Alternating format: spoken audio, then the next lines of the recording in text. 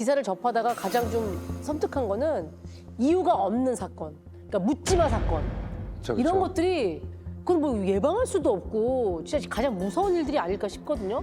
예. 저희가 수사하면서도 좀 굉장히 좀 놀랐던 사건이 하나 있었는데 강남역 부근에서 폭행 신고가 연달아서 줄줄이 계속 떨어지는 거예요. 근데 처음엔 다 다른 건들로 뭐 주치자들 간의 뭐 시비나 이런 건 줄 알았는데 현장 가서 확인을 해보고 CCTV도 까보니까 어떤 한 남자가 신사역쯤부터 강남역까지 거리가 꽤 되거든요. 네. 2km 정도를 뛰면서 여자들만 8명을 이제 폭행을 한 사건이었는데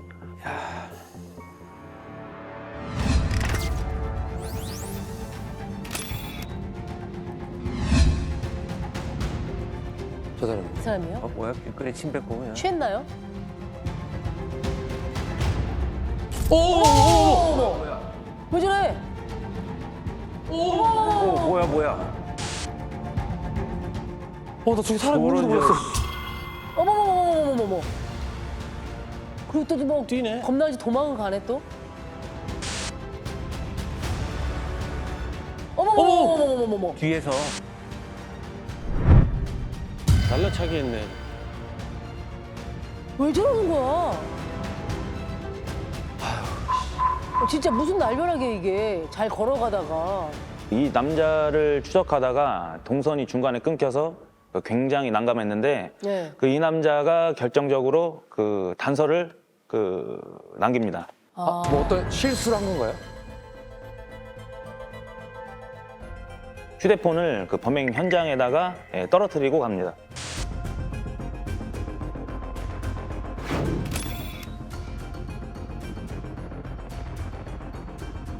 아. 아니 왜 그랬대요? 난 이해가 안 가. 그러니까 술이 취해서 자기도 왜 그랬는지 모르겠다고 그러더라고요. 범행은 그 CCTV에 다 담겨 있으니까 부인할 수 없는데 기억이 안 난다고 그렇게 진술을 했습니다. 아우, 그거 진짜 술 먹고 그런 사람들 뭐 술 먹어서 기억이 안 난다 그러면 면제되는 줄 아는데 그러면 안 돼요. 책임을 져야죠. 그럼 본인이 한 건데. 여기 있는 우리 중 누구든 표적이 될 수 있는 2010년 12월 5일 새벽 6시 30분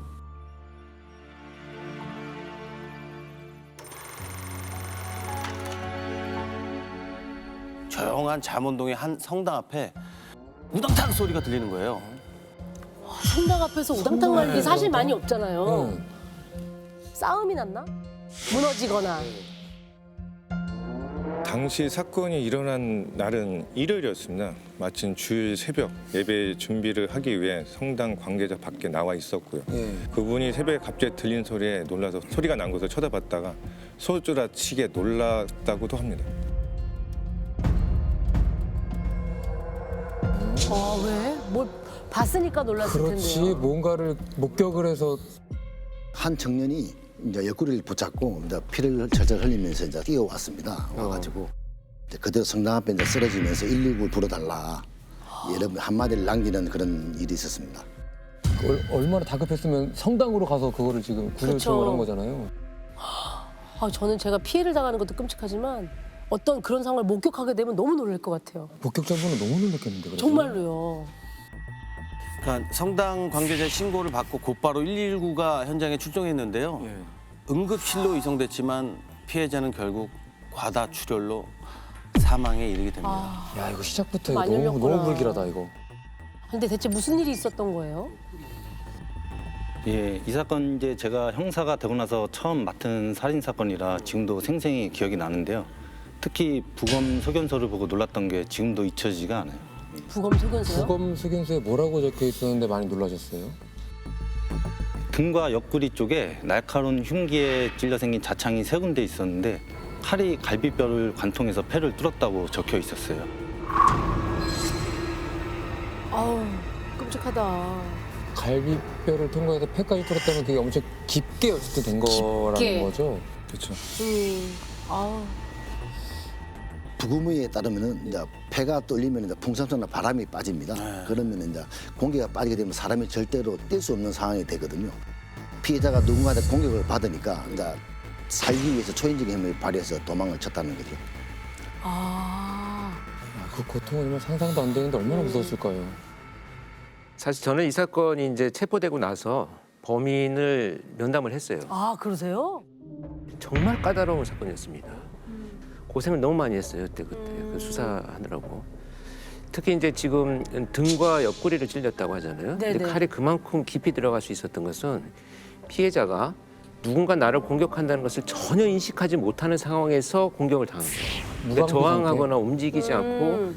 그대로 등 뒤에서 공격을 했을 때 그런 이제 형태가 나타나죠. 그러니까 20대 젊은 청년이 서울 한복판에서 그것도 성당 앞에서 흉기에 찔려 사망했다는 사실이 알려지면서 관할인 서초경찰서가 발칵 뒤집히게 됩니다. 그랬을 것 같아. 새벽에 저희 형사들은 모두 다 비상 소집 전화를 받고 다 출동했고요. 물론 그 당시 그 피해자는 병원에 후송돼서 아무도 없었지만 거리 바닥에는 피해자가 흘린 피가 떨어져 있었고 한 아파트 단지 입구로 시작해서 피해자가 떨어져 있던 성당 아파트 한 200m 가량 정도 있었던 걸로 기억합니다. 와, 나는 바로 뭐 옆골목이 아니라 이게 200m 떨어진 거면은 엄청 거리가 있는 건데. 피해자 신원 확인 결과를 보니까 26살의 한모 씨였고요. 아파트 이제 거주자는 아니었습니다. 어? 인근 빌라에 이제 부모님과 살고 있더라고요. 집 근처에서 그런 일 당한 거예요? 참 마음이 아픈 사건이었는데 집에 가지도 못하고. 그래서 현장에서 나온 단서로는 이제 피해자 혈흔뿐이고요. 다른 뭐 족적이나 뭐 지문 같은 용의자 특정할 수 있는 아무런 단서는 없어서 범인이 누군지는 좀 오리무중이었습니다. 200m나 있는 데서 피를 흘리고 갔는데 범인은 아무 증거가 없었다는 게. 야, 이 형님 말에 귀신이 국활 노릇이라는 게 그러니까 이런 거 아니에요? 분명히 누군가한테 괴한한테 습격을 받았는데 본 사람은 피해자밖에 없다. 그렇지. 아주 짧은 시간에 범행이 벌어지기 때문에 사실 그 순간에 스쳐 지나가는 것을만 목격했을 가능성도 있어요. 아까 근데 동네가 그 강남 쪽에 있는 잠원동이라고 네. 하셨잖아요. 예. 그럼 잠원동 그러면 사실은 조금 뭐 우리가 흔히 얘기하는 강남에 있는 뭐 잘 사는 동네라고 우리가 볼 수 있는데 금품을 노린 새벽에 뭐, 아, 강도살인? 뭐 그런 건 아니었나요? 그래서 저희도 이제 강도살인 가능성도 생각해서 피해자 이제 소지품 중 뭐 의존이 있는지 확인도 해봤습니다. 근데 뭐 카드나 휴대폰 뭐 전부 그대로 있었고요. 예. 이제 수중에 현금도 이제 1,000원짜리 이제 몇 장 정도 있었는데 거의 다였습니다. 그런 것도 아니었어. 예, 더 안타까웠던 거는 피해자 가족들을 만나봤는데 이 가정 형편이 그렇게 넉넉한 집도 아니었고요. 또 사건 당일날 친구를 만난 집에 돌아오는 길에 버스가 끊겨서 택시를 탈 돈도 없어서 어머. 집까지 걸어오는 상황이었습니다. 집에 거의 다 와서 참변을 당했던 걸로 나중에 확인됐고.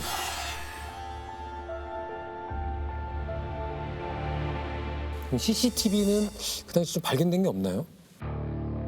피해자 이동 경로에 있던 CCTV까지 총 1,770개를 확보해서 정밀 분석에 들어갔고요. 그 결과 범행이 일어난 아파트 단지 입구 경비실 CCTV에 피해자처럼 보이는 사람이 찍힌 거를 찾아냈습니다. CCTV에서 형사님들이 발견한 건 피해자의 마지막 모습만이 아니었습니다.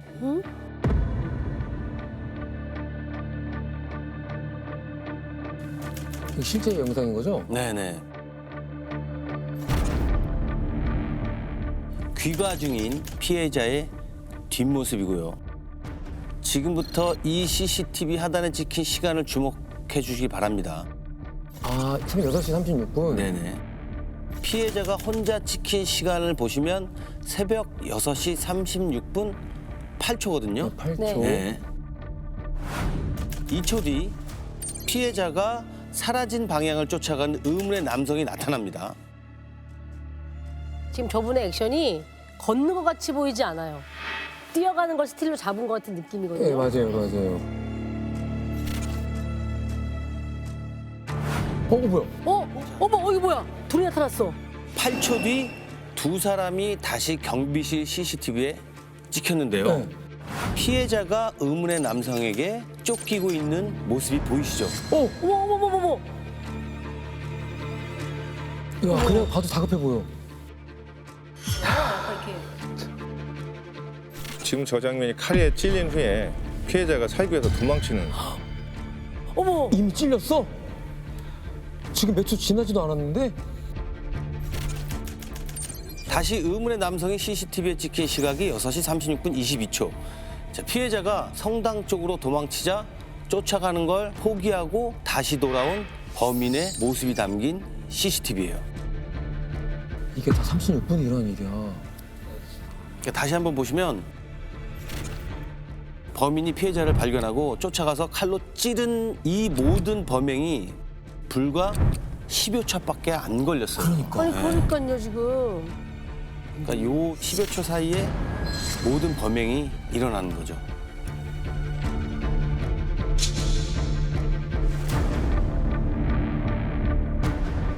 사실 저때 피해자가 이제 귀에 이어폰을 꽂은 채 걸어오고 있었습니다. 그 이어폰만 안 꽂고 있었어도 범인이 달려오는 소리에 놀라서 도망갈 수도 있었을 텐데 인기척이라도 느낄 수 있잖아요.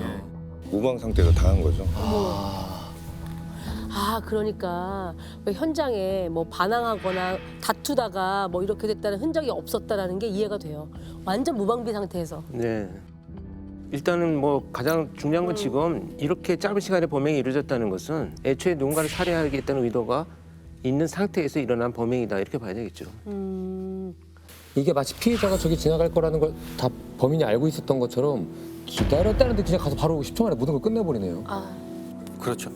범인이 피해자를 기다렸던 것처럼 어디선가 나타나서 쫓아간 걸 보고 형사님들이 처음에는 원한이나 치정에 의한 살인을 의심하고 피해자의 주변 인물들을 조사했다고 합니다. 그 피해자분의 이제 지인이나 가족들 상대로 이제 혹시 주변에 원하는 산인은 없었는지 연말인데 술을 먹고 시비 같은 건 없었는지 이제 물어봤는데 누구랑 뭐 원한 살만한 사이도 아니었답니다.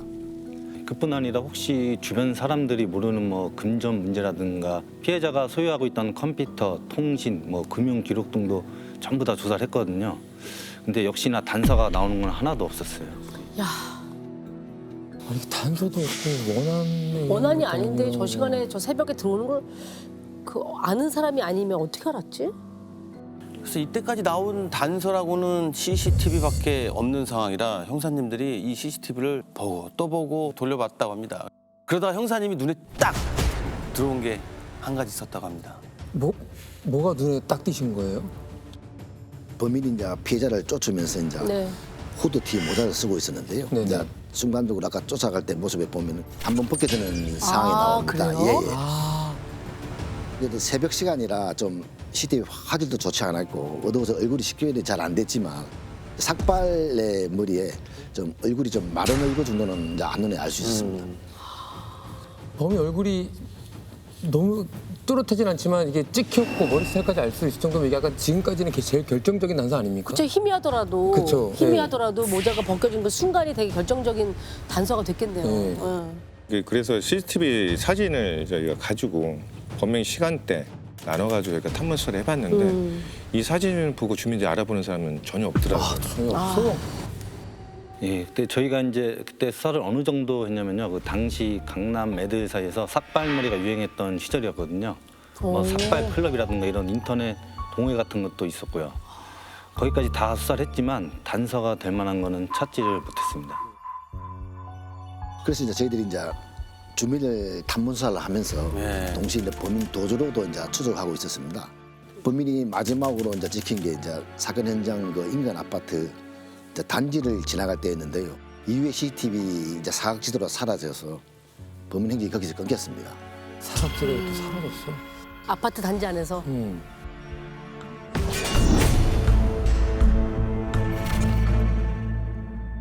자, 범인의 마지막 행적이 찍힌 CCTV를 다시 한번 볼게요. 피해자를 쫓아가다가 포기하고 다시 돌아온 직후의 범인의 모습입니다.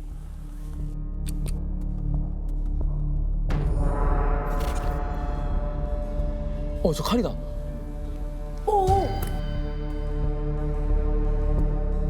야, 저 뭔가 되게 분해 안 풀려 막. 저기를 왜 왔다 갔다 하고 있는 거죠? 되게 우왕좌왕하고도 있는데 진짜 뭔가 막 분해 못 이겨서 화가 난 모습이에요. 지금 막 걷는 모습이나 이렇게 공격적이야. 이거 봐. 저기가 제일 그래. 이거 봐. 그쵸, 이렇게 돌아설 때. 이런 느낌.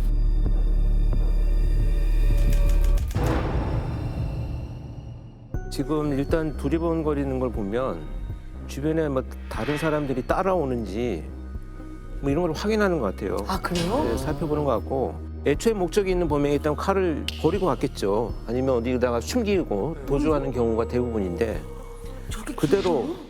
그대로 들고 갔다는 거죠. 또 다른 누군가를 만났다면 공격하지 않을까 이런 생각도 해요.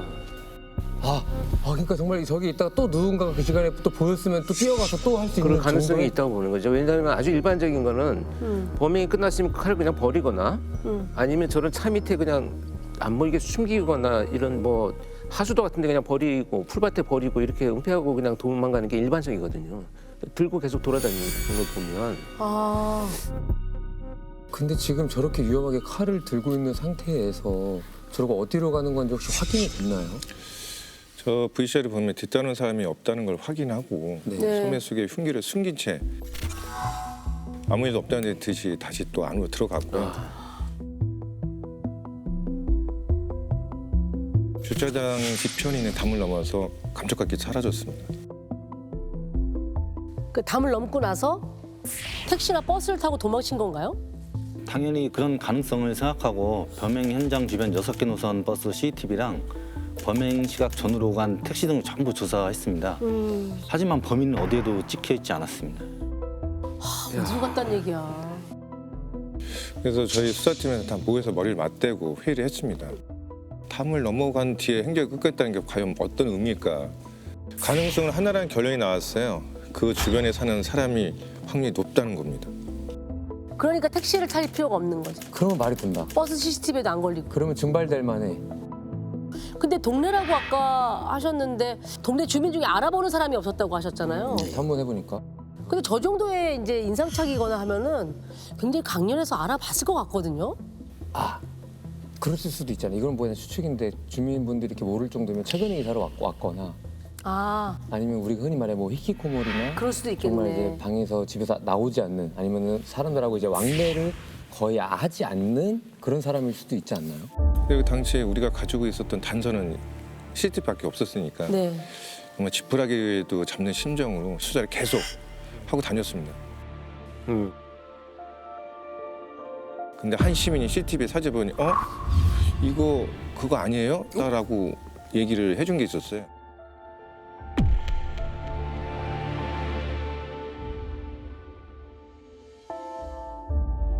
그 범인을 아는 얼굴이었나? 그래야 그럼 많이 나오지 않을까? 자, CCTV를 한번 다시 보실까요? 왜? 자세히 한번 보세요.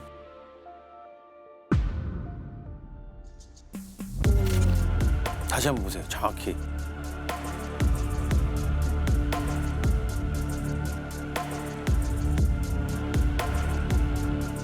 뭔가 특이점이 있습니다. 저거만 봐서 잘 모르겠어요. 전혀 모르겠는데요. 근데 처음에 보일 때 약간 딱 한 장면이 있는데 네. 아, 그래요? 교수님 가장 보이세요? 밝은 괜히 아는 척 하시는 거 아니죠? 가장 특징적으로 잘 보이는 게 있어요. 네. 뚜렷하고 환하게. 네, 그때 이제 단문중에 만난 주민이 운동화가 마니아였습니다. 운동화 예, 예. 마니아요? 범인이 신고 있는 신발을 이제 사진을 보여주니까 딱 가르치더니 이거 N사 한정판 운동화다 이렇게 얘기해 주시더라고요.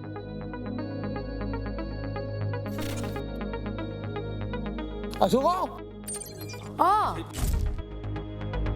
딱 보이잖아요. 아. 제일 밝잖아요, 신발이. 저희도 저 CCTV에 있는 사진을 저를 캡처를 해서요. 네. 저 신문 확인하기 위해서 강남 본사까지 가서 그 신발이 여기 있게 맞냐고 물어봤습니다. 그래서 카탈로그 보고 들어가서 본인 신는 신발을 딱 알려주더라고요. 근데 저게 와 나 대단한 게 아무리 매니아지만 저걸 보고 뭐 한정판인 것까지 어떻게 바로 아셨네? 진짜 탐문의 결과. 농구한 거는 확 알겠어요. 제품명이 되었고요. 12년이 넘게 흘렀지만 지금도 안 잊어버려요. 하늘색 운동화였는데 길에서 보면 한눈에 띌 것 같은 그런 신발이었습니다. 저 시절에서도 정가가 2, 30만 원 하던 고가고 또 그다음 운동화 매니아 분들은 저게 못 구하는 운동화였대요. 저거를요? 네, 저게. 지금도 구하기 힘든데 저 당시는 더 구하기 힘들었죠. 그랬죠. 이게 아무나 구매할 수 없는 신발을 찾아서 구매해서 신는 사람이라면 그 구매할 때 기록 같은 거를 잘 추적하면 혹시라도 이 사람이 누군지 좀 알 수 있지 않았을까 싶은데요? 한정판이면? 그때도 안타깝게도 그런 게 확인이 안 됐습니다. 안 됐어요? 예. 다방으로 수사를 했는데 확인이 안 됐습니다. 아 지금 우리가 한정판 신발까지 좁혀서 왔는데 또 좀 막히는 거예요? 여기서 그러게요. 또 못 들어가는 거예요? 자, 여기서 포기할 형사님들이 아니죠. N사 한정판 운동화라는 새로운 단서를 얻은 형사님들은 범인이 사는 곳을 찾아내기 위해 집집마다 일일이 찾아다니기 시작합니다. 집집마다 아유, 그 주변을 예, 그때 이제 잠원동 일대 전체 아파트 단지를 전부 도장 깨기 하듯이 하나씩 뒤지고 다녔습니다. 이게 CCTV 뒤지는 것도 보통 일이 아니지만 일일이 그거를 방문해서 수사를 협조를 요청한다는 게 쉬운 게 아니잖아요. 그래서 저희가 1%의 가능성이라도 있으면 이제 수사는 아무리 힘들어도 진행해야 돼가지고요. 저와 이제 최근모 형사하고 한 팀이 되고 이영수 형사하고 우리 지금 퇴직하셨지만 팀장님 계십니다. 네. 그분하고 이제 두 개조로 나누어서 범인이 도대체 가능성이 높은 아파트 단지 1층부터 이제 구역을 나눠서 찾아다니기 시작했습니다. 와 1층부터 구역을 나눠서 진행하다가 갑자기 이제 막내 이영수 형사가 전화가 왔었습니다. 오, 뭐라고요? 마치 이제 상기돼가지고 크게 못하고 낮은 목소리로 형님 여기 와보셔야 될 것 같습니다. 뭔가 발견했나 보다. 뭔가 찾은 거죠. 네. 그렇죠.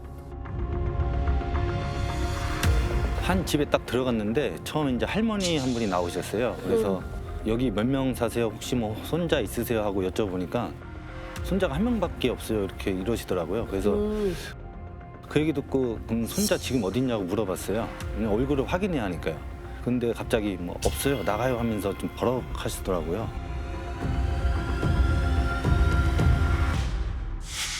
할머님이? 예, 그때 이제 사전에 아파트에 경찰 수사 나올 거니까 협조해 달라는 안내 방송도 다 나갔던 상황이었거든요. 네네네. 근데 이제 할머니가 화를 낸다? 뭐 반응이 이상한데 생각하면서 이제 옆을 봤더니 현관문 옆 신발장에 CCTV에 찍힌 N사 신발과 똑같은 게 있었던 거죠. 어머, 야 근데 이거 너무 소름이다. 이거는 진짜 한정판인데 몇십만 쪽이 나오지 않았을 거 아니야? 그러니까요. 그럼 한정판이 아니잖아요. 그 동네에서 형수 선생님 혹시 솔직히 그때 예. 딱 그 신발을 봤을 때 그때 혹시 어떠셨어요? 팀장님이랑 눈빛 교환을 하고 속으로 이 집이다 확신을 했죠. 예. 신발이 딱 눈에 딱 들어오는데 그 한 장면이 딱 찍히더라고요. 그냥 예, 사진처럼 느낌, 확. 예, 확 오더라고요. 그래서 이제 이 집이다 확신을 하고 이제 티를 내면 안 되니까 아, 여기가 아닌가 하고서 이제 할머니한테 안녕히 계세요 하고 그냥 돌아 나왔어요. 자연스럽게. 비상 계단으로 팀장님이랑 둘이 조용히 가가지고 하이파이브를 했죠. 그렇지 티는 못 내는데 예. 비상계단 가서는 어쨌든 예. 뭐 하나가 됐다라고 그치 표현할 수 그치 그치 있잖아요. 그치. 그래서 우리 막내 이영수 형사 얘기를 듣고 이 집에 뭔가 있다. 예. 진짜 싶어서 주민센터에 가서 주민등록 등본을 조회했었습니다. 할머니는 이제 분명 손자 한 명이라고 얘기했었는데 등본 확인 결과는 20대 남성 2명이 나와 있었습니다. 그것도 이상하다. 이것도 이상하네. 버럭 화를 내신 것도 좀 이상하지만 거짓말을 했다는 거잖아요 지금. 굳이 2명 있는 손자를 1명을 왜 없다고 하겠어요? 다시 갔을 때 문을 열어준 사람이 이번엔 할머니가 아닌 20대 남성이었는데요. 그의 행동도 어딘가 좀 수상했다고 합니다. 이제 머리가 긴 게 제가 봤던 CCTV 속 남성과는 인상착의나 체격 조건이 좀 틀렸습니다. 아 달랐어요. 예, 예, 예. 아.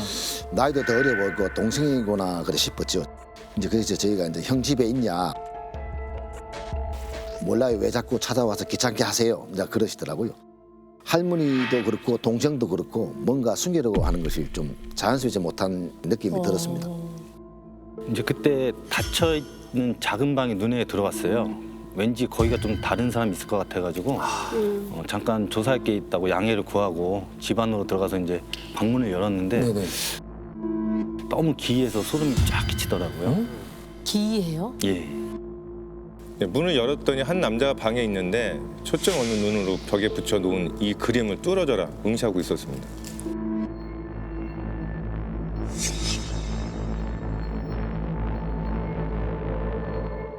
그 그림을 네. 저희가 준비했습니다. 한번 보시죠. 뭐야? 뭐 보길래? 막 기괴한 거 나올 것 같아. 이상한 거.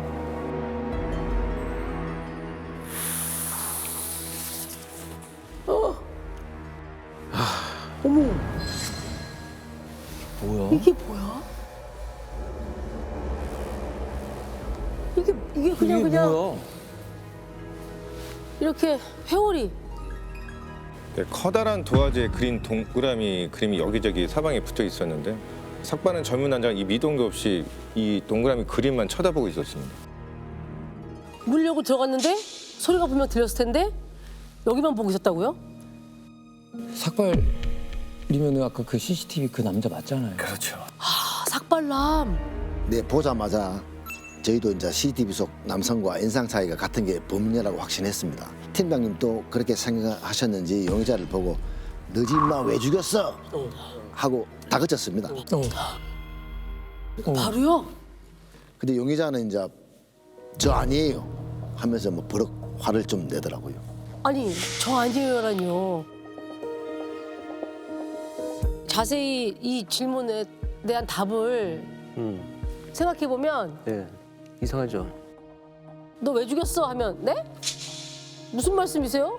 뭐요? 누구 죽어요? 리액션이 그렇게 되는데 대뜸 저 아니에요 이랬던 거네요? 제가 안 죽였어요라는 얘기죠. 저 아니에요. 그걸 어떻게 아냐 이거죠. 이제 그뿐 아니라 뭐 증거 있냐, 뭐 영장 가져오면 협조하겠다 이런 식으로 나오더라고요. 야, 이제 저희들이 보기에는 그런 대답은 자신이 범인이라는 거를 자인하는 거나 다름없어 보였죠. 야,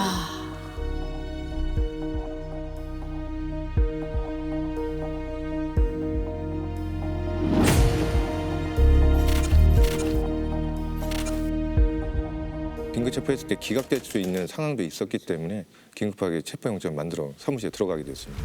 그래서 이제 근무형이 영장 받으러 간 동안 한 2시간 정도 용의자랑 같이 있으면서 대화를 많이 했거든요. 그때 벽에 그려져 있던 동그라미 낙서가 공책에도 이제 잔뜩 그려져 있어서 너 이 그림 왜 그렸어? 이렇게라고 물어보기도 했어요. 한다는 말이 동그라미가 보호막이라고 하더라고요. 무슨 얘기를 하는 거죠 이게? 그러니까 동그라미 안에 자기가 있고 주위에 다른 사람들이 못 들어오게 보호해주는 거다 뭐 이런 알 수 없는 말을 했어요. 그러면서 혼자 중얼중얼 하는데 저희도 조금 당황스럽더라고요. 이제 심리적으로 저 이상 증상을 나타낼 때 반복된 동일한 도형이나 그림이나 모양에 계속 집착하는 사람들이 있어요. 저도 이제 그때 일화가 기억이 나는데요. 노트에 이제 어지럽게 그려놓은 그림 중에 이제 캐릭터 같은 게 있었습니다. 이게 뭐냐고 물어보니까 자기가 카사마닌 게임의 캐릭터라고 하면서 슬슬 웃으면서 갑자기 이제 칼을 이래 잡은 상태로 이렇게 휘두르는 모습도 보이고 유심히 이래 보니까 이제 내려지는 모습이 이제 CCTV에 봤던 그 모습하고 칼을 쥐는 모습이나 찍는 모습이 일치했습니다.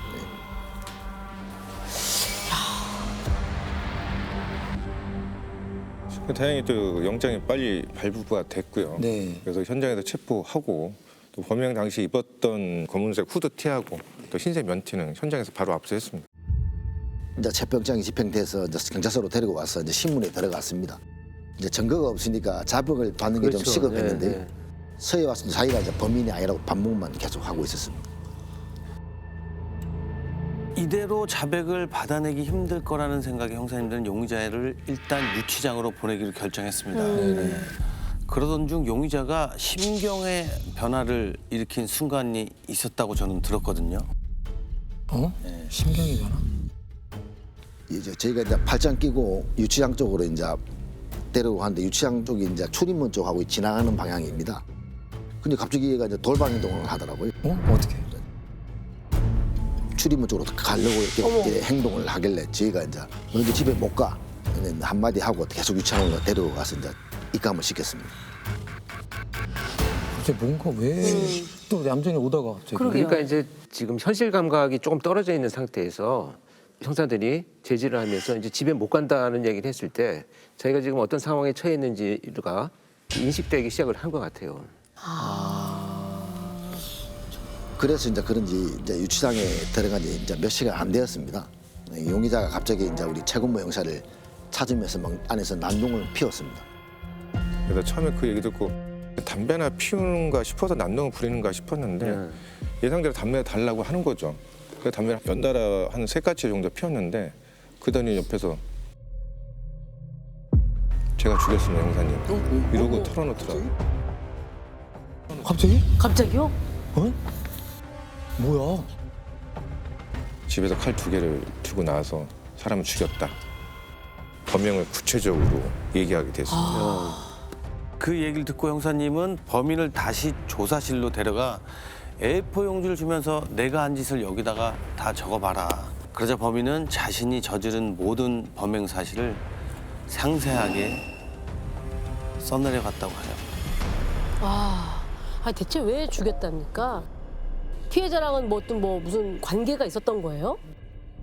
이 사건이 좀 저희들도 좀 화가 나고 뭐 그런 이유가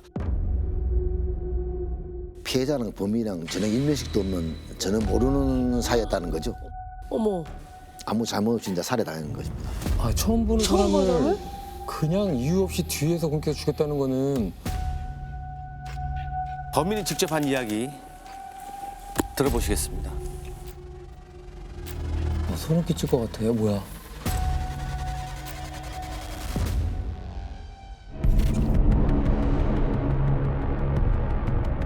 열심히 하는 만큼 안 나온 것 같고 그냥 그런 일들이 다 있었어요. 평소에 그냥 항상 답답했죠. 무슨 말이야? 게임을 하다가 그냥 게임이 잘 안 풀렸어요. 살인 충동이 강하게 일어서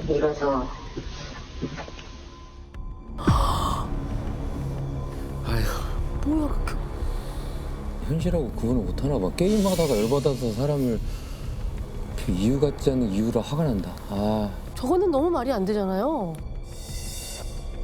당시 23살이었던 범인은 강남 8학군 출신의 수재로 미국 명문대 유학까지 갔다 온 엘리트 중에 엘리트였다고 합니다. 아니 왜?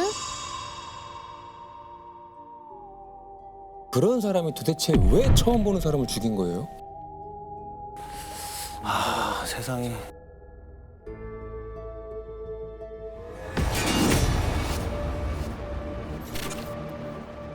예, 범인은 꽤 오래전부터 하루 대여섯 시간 이상씩 칼싸움 게임을 했다고 했고요. 사건이 벌어진 날에도 새벽까지 한 사람이랑 온라인으로 계속 붙었는데 계속 지니까 이제 너무 열이 받았대요. 그래서 처음 보는 사람을 죽여야겠다 하는 생각으로 부엌에서 칼을 들고 나왔다고 하더라고요. 무슨 말이야 그게. 말이 안 되지. 진짜 말이 안 되죠. 그래서 분노한 상태로 나와서 처음 마주친 사람이 그 피해자였던가요?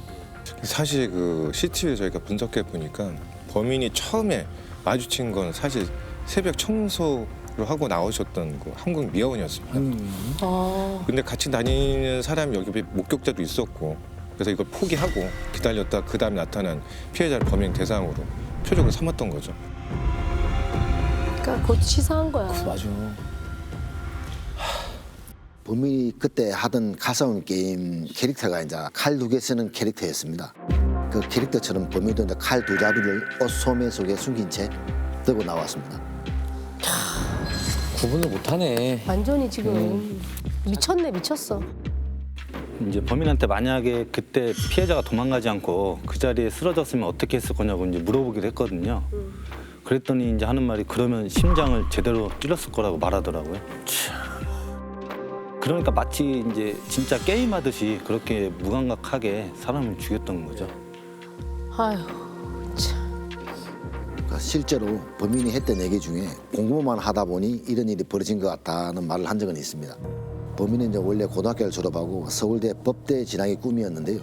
그게 안 돼서 미국 유학길에 갔습니다. 미국 명문대에 진학했지만 거기서도 공부가 떠들어되지 않아 3학년 자퇴하고 한국으로 돌아온 상황이었습니다. 네. 아휴.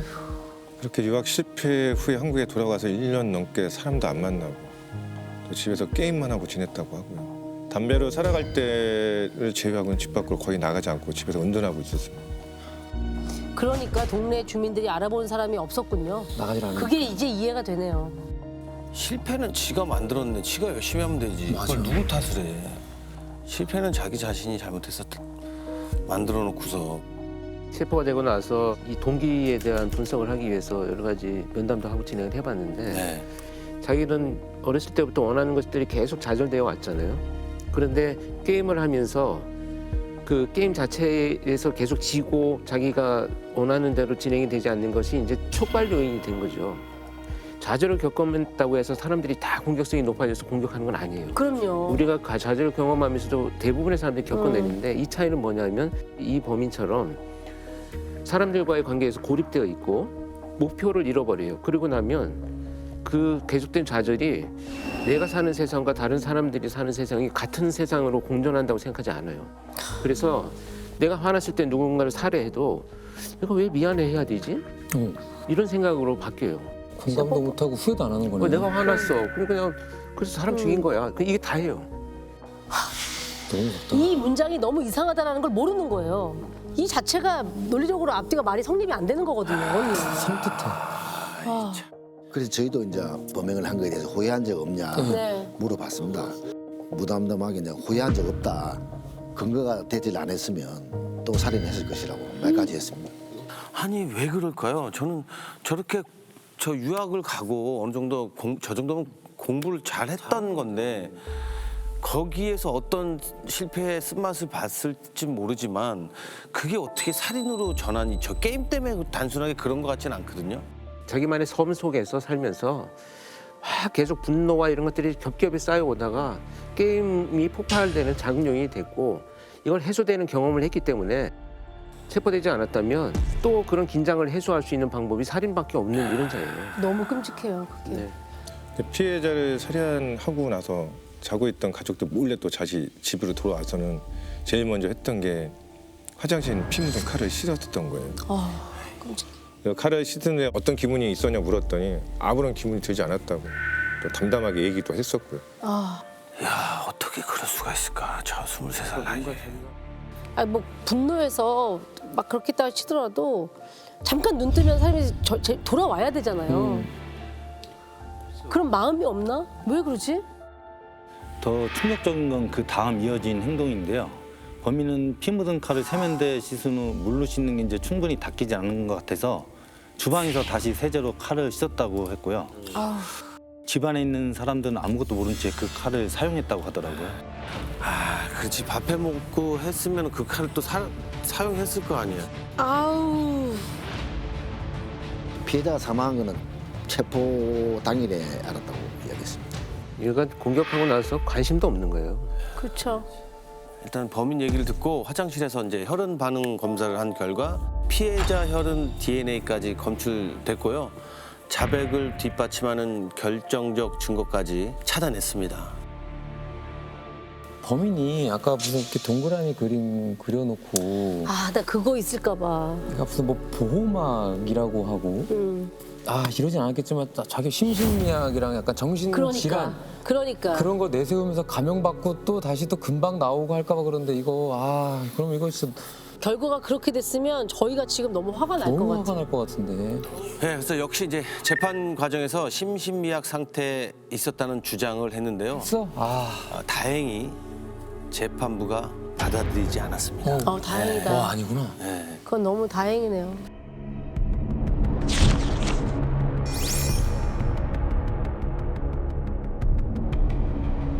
이상해도 말이 안 되지만 멀쩡했는데 그랬다는 건 더 말이 안 되고 더 무섭네요, 진짜. 이 사건을 분석하면서 당시에 또 이런 상황에서 일어나는 사건들이 또 많던 시기예요. 언론에서 그냥 게임 중독 때문에 사건이 벌어졌다고 막 기사를 써냈거든요. 네. 그러면 사실 본질을 우리가 흐리는 거예요. 어떻게 보면. 지금 이 범죄가 왜 일어나는지 본질을 찾아야 되는데 단순히 게임 중독으로 사람을 살해했다라고 하는 범인의 말만 가지고 원인을 찾는 참 오류를 저지르게 된다는 거죠. 잘못하면 이 범죄자한테 그 이유에는 타당성을 부여하는 그렇죠. 서사를 주는 네. 것 같은 느낌이 들어요. 게임 때문에라고. 때문에가 되는 거니까 우리가 그렇게 이 사건을 바라보면 안 된다는 말씀이신 거죠? 그렇죠. 그래서 이제 그때 나온 용어들이 묻지마 범죄라고 나왔어요. 맞아요. 어. 묻지마라는 것을 좀 정의하자. 이게 이유 없는 살인이 어디냐. 그렇죠. 그냥 묻지마야 이렇게 돼버리면 사회가 너무 무책임해지는 거예요. 그러니까. 그렇죠. 죽음의 이유를 묻지 마라고 들려요. 그렇게. 그렇죠. 그러니까 네. 그런 표현은 정말 쓰면 안 되겠다는 생각이 잘못된 들어요. 표현이에요. 그리고 우리가 이 사건을 바라볼 때 그냥 묻지마 범죄라고 얘기해 버리는 것 자체가 굉장히 무책임하게 들리고. 무책임한 게 사회가 원인을 밝히지 못하니까 그냥 그런 범죄자들이야 이렇게 방치하는 것과 다를 맞아요, 바가 없다 맞아요. 이렇게 봅니다. 네. 이제 이상 동기 범죄. 이상 동기 범죄. 지금으로부터 15년 전인 2007년 7월에 있었던 일입니다. 아침 8시입니다. 그날도 평소처럼 우리 이제 박강규 팀장님은 사무실에 출근하자마자 TV 리모컨부터 찾았다고 합니다. 왜냐면 그때 간밤에 일어난 일들이나 터진 뉴스들 이제 그것도 확인을 하려고. 근데 TV를 틀자마자 평택 인근에서 벌어진 아주 황당한 소식을 듣게 됩니다. 황당한 소식이요? 황당해? 황당? 어떤 뉴스기에? 평택 인근에 진천이라는 곳이 있습니다. 진천이요. 예. 새벽 시간에 진천 고속도로에서 추돌 사고가 났는데요. 어이없게도 앞차를 들이받아 사고를 낸 운전자가 피해 차량 훔쳐 달아난 일이 벌어졌더라고요.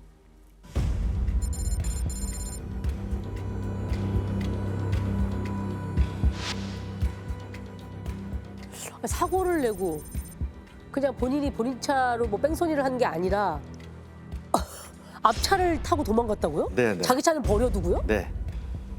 왜요? 황당하네요. 자기 차를 두고 앞차를 타고 갔다는 거 아니에요? 그러니까요. 남의 차를 타고 갔다는 거 아니에요?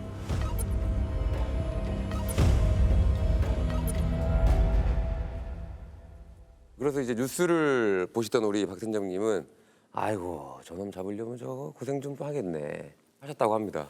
그런데 말입니다. 이제 점심 무렵에 이번에 또 심상치 않은 뉴스가 또 들려왔다고 합니다. 점심 무렵에요. 이번에도 평택이랑 가까운 곳에서 사건이 발생했는데요. 안성 휴게소에서 어떤 남자의 시신이 나왔다는 겁니다. 아우 뭐야? 뭐야? 휴게소에서요? 휴게소에서 시신이요? 근데 제가 이상하다고 생각했던 건 안성 휴게소면 안성 형사들이 가야 할 사건인데 네. 진천 형사들이 수사하고 있다고 했습니다. 진천이면 아까 그 진천 고속도로 사건이 있었던 그 진천이잖아요. 예, 맞습니다. 그렇죠? 진천과 안성이 다 평택하고 아주 가깝습니다. 멀지 않은 곳에서 사건이 연달아 나서 저희도 이상하게 생각을 했던 겁니다. 자, 저희가 이제 평택시인데요. 네. 진천 고속도로에서 추돌 사고 나서 차량 탈취 도주가 저기고요.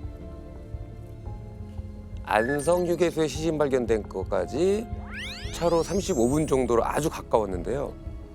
진짜 멀지 않네요. 그런데 그때 팀장님의 촉이 이제 발동되기 시작합니다. 아 벌써요? 이것만 봐서는 뭔가 발동될 일이 있나 싶은데. 그날따라 사건 사고가 많아서 저렇게 날 수도 있다고 생각할 텐데 초기 발동을 했다고요? 그러게요. 두 곳 모두 저희 관할 지역과 가깝기도 했고요. 진천 경찰이 왜 안성 휴게소까지 갔는지도 궁금하더라고요. 그래서 호기심에 진천서에 전화를 해봤는데 추돌도난 사고 때부터 예산 일이 아니더라고요.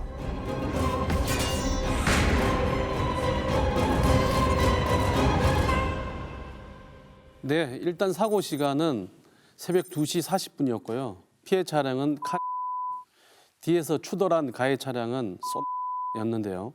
추돌 사고가 나자 운전자가 갓길에 차량을 세우고 일행이랑 부딪힌 곳을 살펴보고 있었습니다. 그때 사고를 낸 가해 차량인 운전자가 차에서 내리더니 갑자기 다짜고짜 뒤에서 야구방망이로 마구 내리치고 차량을 훔쳐 도주했다고 하더라고요.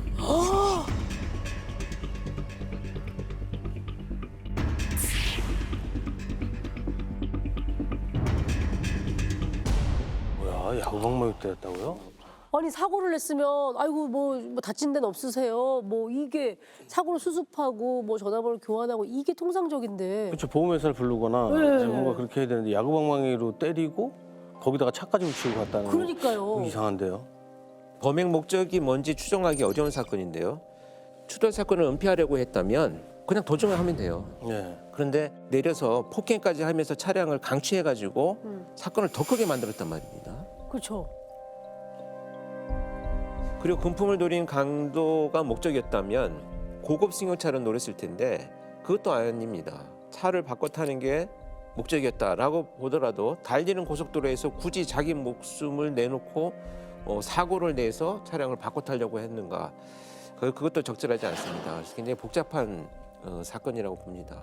그러니까 사고를 일으킨 게 고의성이 있다고 하더라도 그게 왜 그런 건지를 알 수가 없다라는 그렇죠. 거잖아요. 사건이 일어난 목적과 굳이 동기가 전혀 불분명한 사건. 자기도 그렇게 위험을 감수하면서까지 대체 왜 이런 일을 벌이는 걸까요?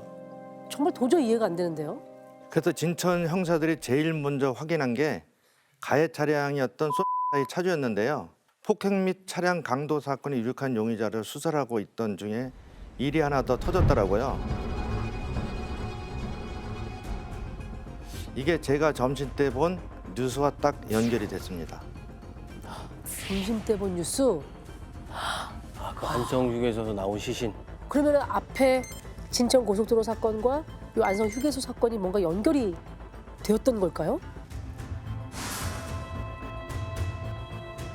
그러면 그 도주한 사람이 살해까지? 자, 이제 의 차주인 30대 남성을 유 씨라고 부르도록 하겠습니다. 진천 형사님들이 휴대전화 위치 추적으로 유 씨를 검거하러 갔다고 합니다. 그런데 거기서 예상치 못한 일이 벌어졌다고 해요. 안성 휴게소에서 유 씨가 사망한 채 발견이 된 거죠. 유 씨가요? 교통사고 가해자였던 그 유 씨가 안성 휴게소에서 시신으로. 우리가 보통 생각하는 유 씨가 차량을 갈취하고 폭행을 했잖아요. 네네네네. 그럼 그 사람이 범행을 또 저지른 거라고 생각하는 것 같은데 유 씨가 죽어 있었다고요? 그러니까요. 아니면 그 유 씨가 자기가 이제 뭐 저지른 행동에 대해서 갑자기 극단적인 선택?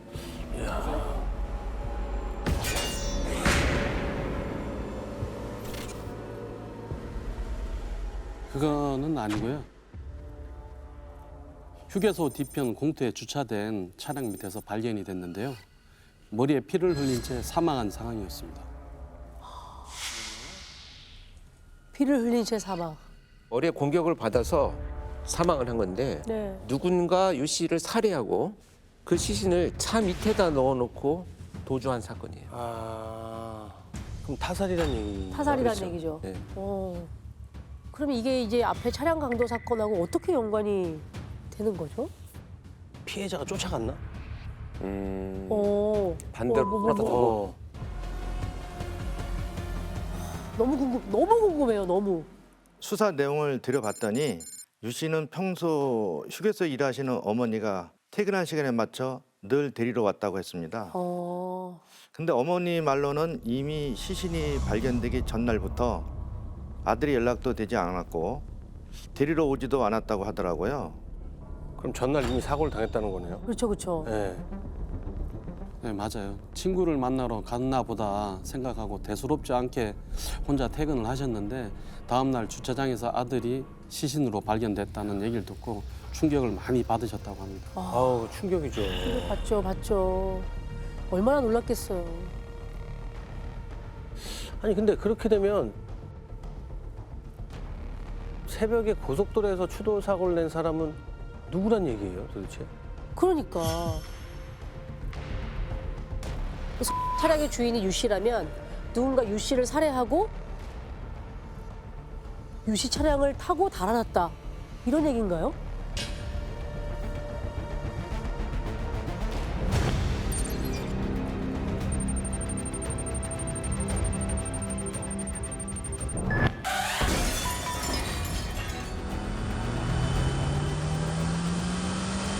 그렇죠. 그 상사님들은 이게 심상치 않은 사건임을 직감을 하고요.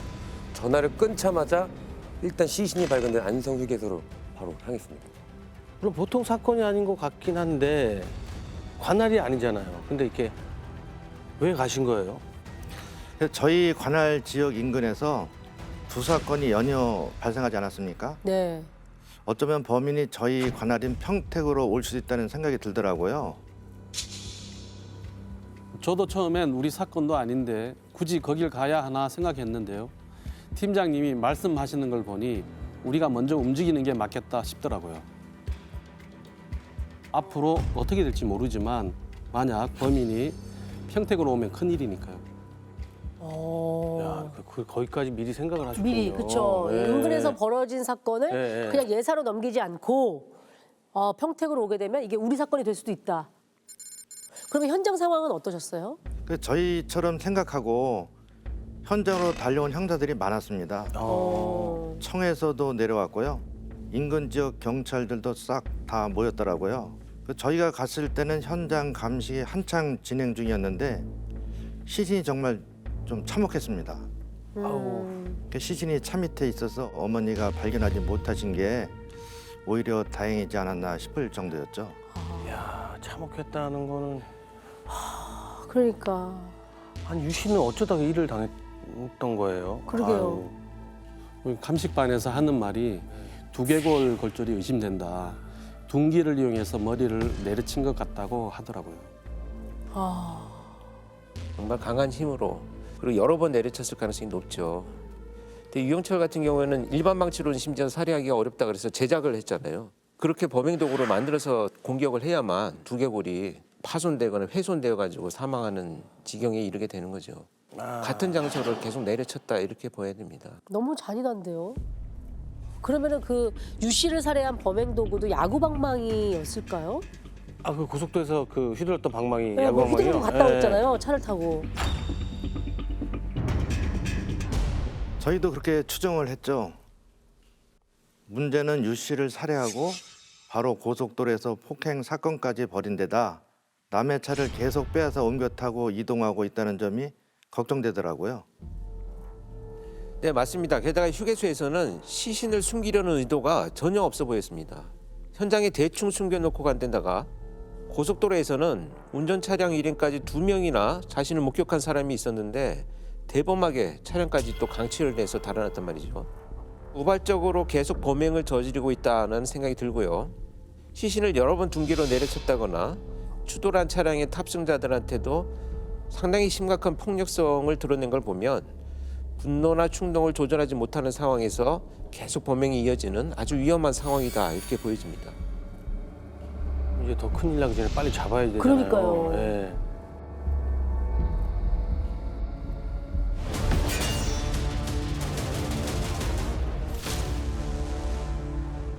그래서 우리 형사님들도 손을 이제 보태야겠다고 생각을 하셨다고 합니다. 감식반에 더 나온 증거들이 있는지 확인을 했다고 하는데요. 현장에서 아주 뜻밖의 수확을 얻게 됩니다. 뭐였을까요? 현장 인근에서 차키가 발견됐습니다. 차키요? 예, 그렇습니다. 근데 뭐 휴게소에 사람이 많아서 뭐 잃어버릴 수도 있지 않나 생각이 들긴 드는데요. 그렇죠. 뭐 차키가 2개인 경우에는 네. 정신없는 사람들인 경우에는 이제 네, 그렇죠. 그럴 수도 있는 거죠. 네, 네. 그래서 현장에서도 그 차 키에 대해서 별로 중요하게 생각하는 분위기가 아니었어요. 왜냐하면 범인이 피해자 유 씨의 쏜 차량을 훔쳐 달아났다면 키를 두고 가진 않았을 테니까요. 사건과는 별개의 물건이라고 생각을 한 거죠. 차 키를 두고 갔을 리는 없는데. 그때 팀장님이 갑자기 그 키를 꼭 한번 확인해봐야겠다는 거예요. 뭐 어떤 또 직감이 오신 건가요? 분명 안성 휴게소까지도 뭔가를 타고 오긴 했을 것 같더라고요. 아, 그 범인이 그렇죠. 타고 와서 그 차 키를 버렸다. 오, 그러네. 네. 오. 그래서 확인하셨어요? 바로 이겁니다. 어머. 이게 뭔가 청실홍실 이런 게 달려 있네요. 청시홍 씨 이거 다는 정도면 좀 나이가 있으신 그 분. 약간 취향을 우리가 가늠할 수는 있죠. 네. 저도 이 키를 보고 좀 특이하네, 나이 드신 분이 잃어버리셨나? 이렇게 생각하고 있었는데요. 그 순간 팀장님이 이 키를 보시더니 야 이건 누구 차키다. 차키 주인을 알아보시더라고요. 이것만 이걸 보고요? 보고 차키 주인을 한다고요? 이거 어떻게 알아요? 자, 시간을 잠시 이 사건 발생의 6개월 전으로 한번 돌려보겠습니다. 당시에 우리 박 팀장님과 안 형사님은 마약류 관리법 위반 혐의로 한 남성을 체포하게 됩니다. 아니 근데 갑자기 마약범 얘기가 또 갑자기 6개월로 거슬러 올라가서 그러니까. 마약범 얘기가 나오니까 이건 이상하게 사건이 돌아가는데요. 이유가 있겠죠. 이게 다 연결이 돼 있단 말이에요. 그러면 아까 혹시 교수님께서 이 범인이 한 행동을 좀 분석을 해보면 굉장히 충동적이고 폭력성이 있는 것을 보여진다라고 네. 했던 게 마약과 관련 있는 그런 거였을까요? 그렇다면 뭔가 좀 맞아떨어지는 느낌이 드는데요. 근데 놀라운 건 지금 이 사건에 이 키를 보고 6개월 전 사건이 떠올랐다는 게 그렇죠. 그게 너무 놀라워요. 저희가 보통 마약범들을 체포하면 현장에서 바로 주머니에 있는 걸 확인을 하거든요. 남은 마약이 있는지 확인하려고요. 근데 그때 잡힌 범인이 차키를 꺼내는데 이 청실홍실 열쇠고리가 걸려 있었습니다.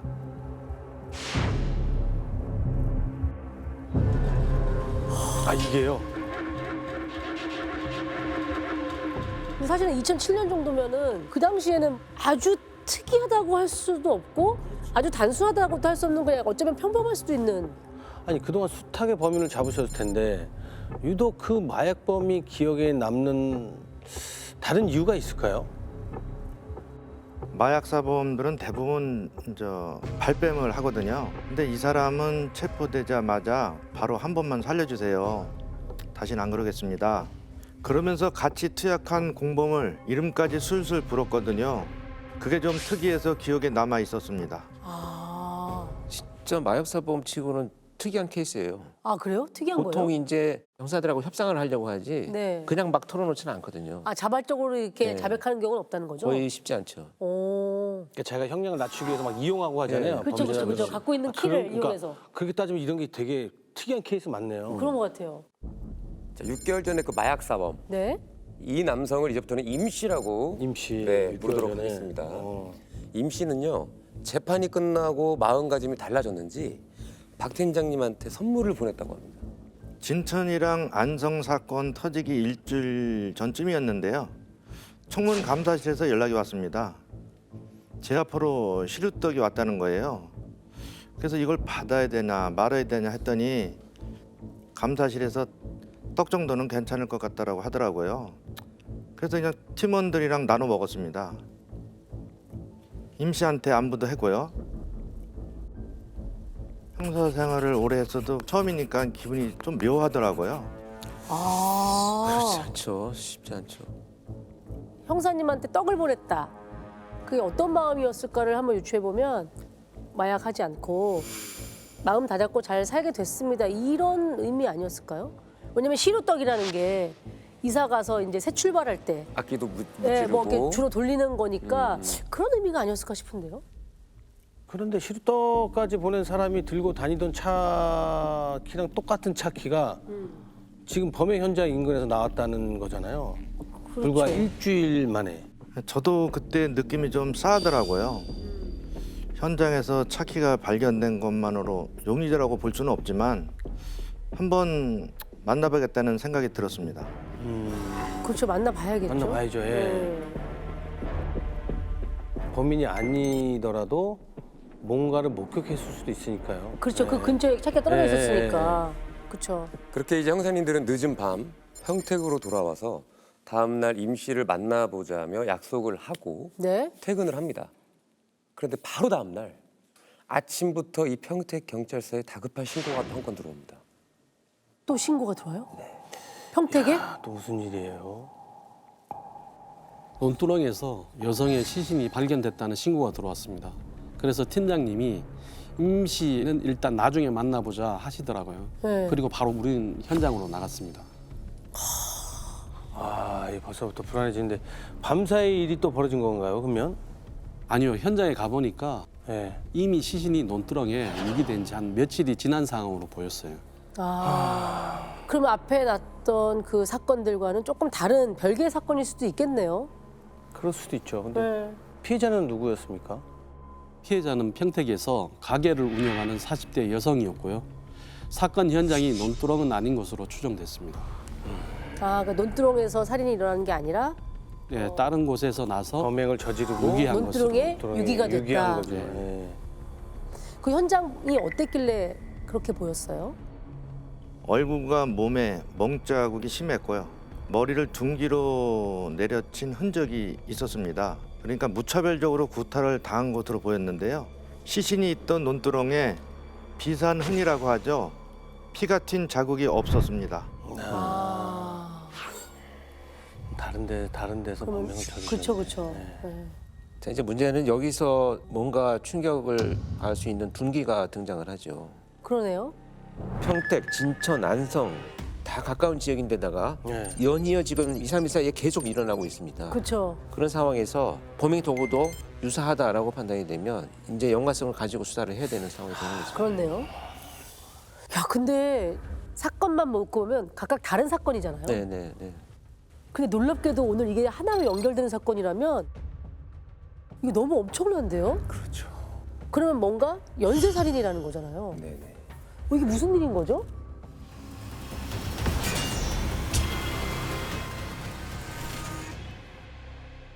논두렁에 있는 시신 피해자를요 박 씨라고 부르도록 하겠습니다. 네. 형사님들은 가장 먼저 피해자 박 씨의 남편을 만났습니다.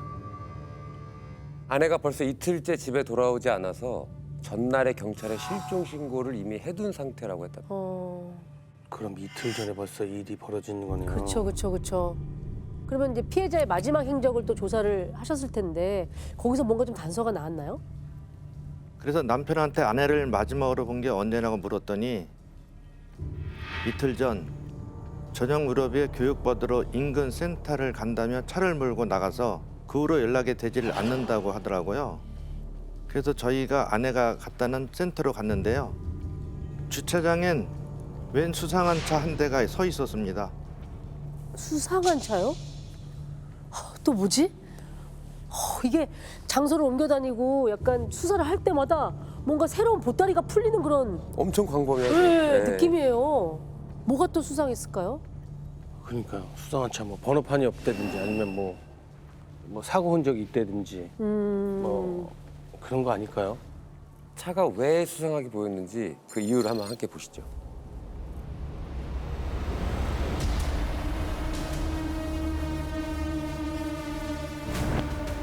어머, 저거 뭐야? 지금 조수석 쪽에 유리창문이 파손돼 있죠. 어머. 차량이 완전 파손됐네요? 뭐 저런 차가 주차돼 있었다는 거예요? 야, 이거는 저거는 밖에서 뭘로 내려친 것 같은데요? 유리를 깨려고 박살낸 것 같은데. 근데 저 천은 뭐예요? 검은 천이 약간 펄럭펄럭하던데. 아무래도 차주가 창문을 천으로 임시로 막아둔 것으로 보입니다. 차량 파손된 걸 안 보이게 하려고요.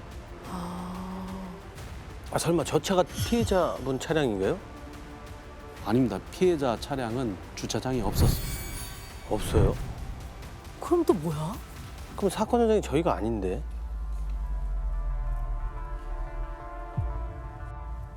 그쵸, 현장이 아닌데 저 차는 또 왜 저렇게 돼요? 그러니까요.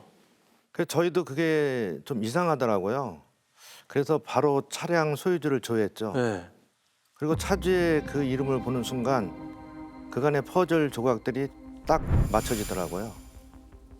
퍼즐이요? 퍼즐이 뭐지? 맞춰진다. 뭐지? 뭔가 우리가 지금 앞서 언급된 누군가의 이름이 나오는 순간인가요? 혹시 이 임씨요?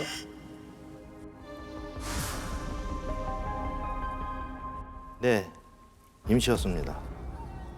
임씨구나. 와. 야, 이게 왜 여기서 나오지, 임씨가? 그러니까 임씨차가 왜 저기 서 있는 거예요? 저희도 놀랐습니다. 그리고 그때 어쩌면 임 씨가 이 세 사건의 이 범인일 수 있겠다고 싶더라고요. 그러면 이제 일단은 너무 복잡한데 임 씨의 키와 자동차 키와 비슷한 차 키가 나왔고 살인 피해자가 마지막으로 갔던 곳에 임 씨의 차량이 그것도 저렇게 박살된 채로 발견됐다. 뭐 이런 거죠? 임 씨가 피해자가 아니고 그럼 자기 차를 박살냈다고요?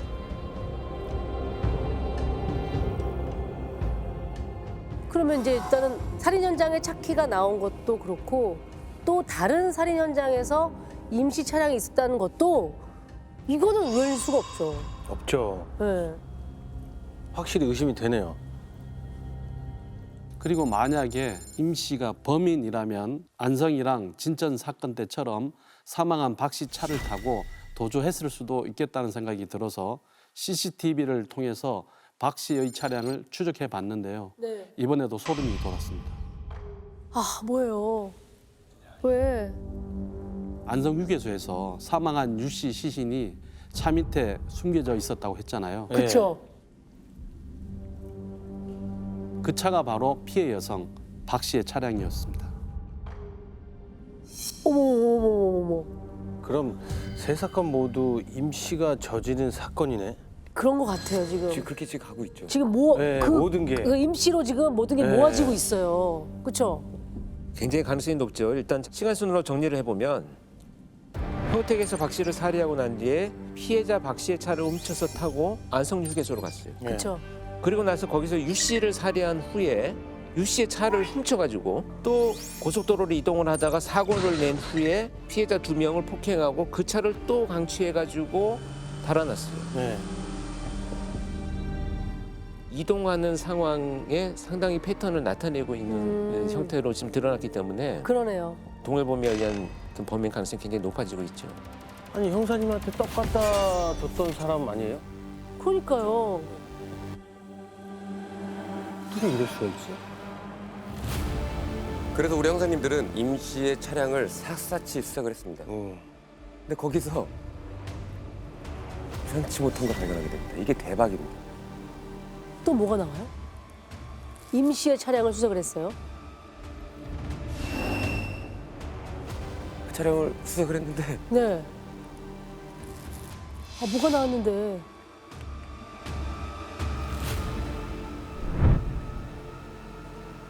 이게 나왔어요. 이게 뭐야?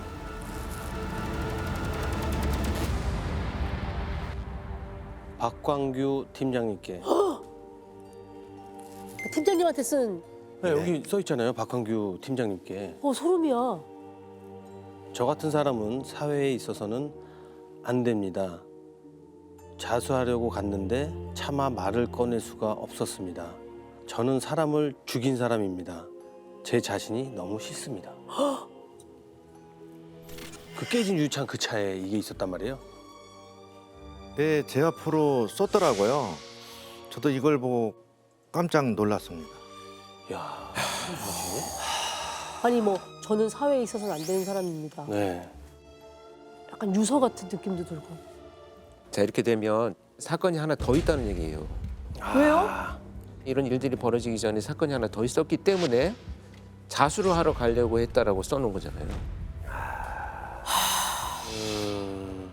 그렇네요. 여기 저는 사람을 죽인 사람입니다. 여기 써 있거든요. 다른 사람을 살해하고 나서 이제 유서를 쓴 다음에 박 씨랑 조를 했다가 또 범행을 저지른 상황으로 추정이 되는 이런 상황이죠.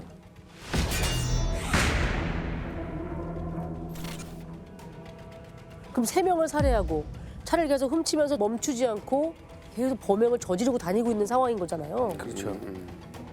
근데 갑자기 유서를 써요? 아주 극단적인 상황이죠. 이제 자기가 유서까지 써놓고 죽음을 암시했던 이런 사람이 자포자기 상태로 무작위로 막 범행을 저지르는 상황으로 우리가 이제 판단을 할 수 있는 단서가 되는 거죠. 근데 시루떡은 왜 갖다 준 거죠? 그러니까. 이상하잖아요. 팀장님한테 떡 갖다 주고 유서를 쓴다는 게. 그러니까요. 네. 자수할 생각이었으면 거기서 멈췄어야죠. 그렇죠. 무고한 사람들을 왜 둘이 다 더 죽입니까 진짜. 이거 너무 진짜 아무리 이해하려도 이해가 절대 안 되는데요. 그렇죠. 저도 상당히 의아했습니다. 일단 범행에 대한 구체적인 내용은 없었지만 이걸 보니까 임 씨를 서둘러 찾아야겠다는 생각이 들더라고요. 빨리 찾지 않으면 이게 또 아까 교수님 얘기하신 대로 다른 범행이 있을 수도 네네네, 있어요. 그렇죠. 예. 그래서 이제 전국 고속도로 톨게이트를 중심으로 일제히 검문 검색이 실시가 되고요. 뉴스를 통해서 전국에 그냥 공개 수배가 됩니다.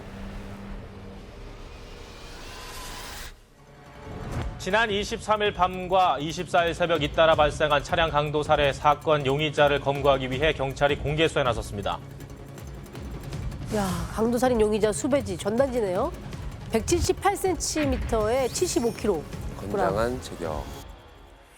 체격도 좀 제법 상당하게 있는 것 같아요. 마약 및 흉기 소지로 추정. 안성, 평택, 지리감이 있고 추가 범행이 우려돼. 공개 수배를 걸어놓은 상태니까 쉽게 몸을 숨길 수는 없겠다는 생각이 들었고요. 그럼 가장 믿을 수 있는 사람을 찾아서 숨겠다 싶더라고요. 그래서 임 씨 가족 관계를 확인했더니 전남의 형제가 있었습니다. 오랫동안 왕래한 흔적은 없었지만 이런 상황이면 찾아갈 수도 있겠다 싶어서 후배들을 전남으로 보냈죠.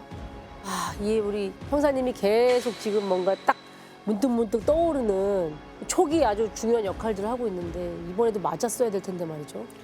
집에 있었나요? 이미 왔다 갔다고 하더라고요. 어머. 한 어머. 방이었구나. 이미. 근데 박 형사님 총이 맞긴 맞네요. 진짜 잘 맞는 네. 거죠, 그렇죠? 네, 그때도 팀장님 촉이 맞아서 네. 저희도 진짜 깜짝 놀랐습니다. 근데 임 씨가 보통이 아닌 게 고속도로에서 훔친 카드를 버리고 그 후로 계속 대중교통만 이용하더라고요. CCTV로 추적해보니 구례에서 순천으로, 순천에서 또 남원으로 계속 움직이는 거예요. 가면 놓치고 뒤따라가기에도 벅찬 상황이었어요. 그런데 여기서 정말 소름 끼치는 일이 일어납니다. 박 팀장님이 안 형사님께 이렇게 얘기합니다. 아무래도 걔가 나한테 올 것 같은데. 팀장님을 만나러요? 와. 약속을 한 것도 아니고. 근데 여태까지 이제 팀장님께서 약간 촉이 와서 얘기한 게 다 맞았잖아요. 네. 근데 왜 그런 생각이 드셨는지 그러니까. 굉장히 궁금해요. 그런 생각이 들었다는 자체가. 맞아요. 네. 임 씨가 저한테 유서를 써줬잖아요. 네. 이렇게 계속 이동하고 다니는 것을 보면 극단적 선택을 할 것 같지는 않더라고요. 그리고 임 씨가 대전에서 천안으로 올라오는 기차를 타는 걸 봐서 곧 평택으로 다시 돌아올 가능성이 크다고 판단했습니다. 평택으로 온다면 저한테 분명 올 것 같다는 생각이 들더라고요. 직감이 무섭네요. 네, 진짜. 경찰서 기다리고 계셨던 거예요? 그럼 어떻게 하셨어요? 그건 아니고요. 평택에 있는 임 씨 집으로 가서 잠복을 시작했습니다. 임 씨 집에. 네. 그때가 논두렁에서 시신 발견한 지 이틀째였는데요. 네. 잠복 하루 만에 이번에도 팀장님 예상이 딱 맞아 떨어졌습니다. 나타났구나. 임 씨가 나타났어요? 밤새 차에서 잠복하고 있었는데요. 다음 날 오전 11시쯤에 한 남자가 임 씨 집 방향으로 터벅터벅 가더라고요. 네. 그 뒷모습이 딱 임 씨인 거예요. 네. 그래서 바로 달려가서 임 씨를 체포했죠. 저를 보자마자 털썩 주저앉더니 안 그래도 자수하려고 했다고 하더라고요. 에이. 안 그래도가 뭐야. 자수를 할 생각이었으면 빨리 했었어야지. 이건 체포된 거죠. 그냥 체포된 거. 체포죠. 잡히고 나서 그거 무슨 얘기야 그게. 네. 2명이나 더 죽였잖아요. 맞아요.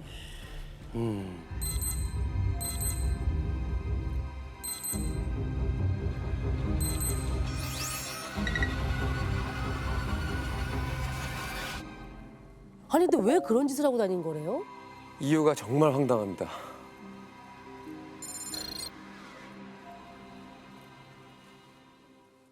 최근 경기도 평택과 안성 등지에서 연쇄적으로 발생한 운전자 강도 살인 사건의 용의자 공개수배 하루 만에 경찰에 붙잡혔습니다.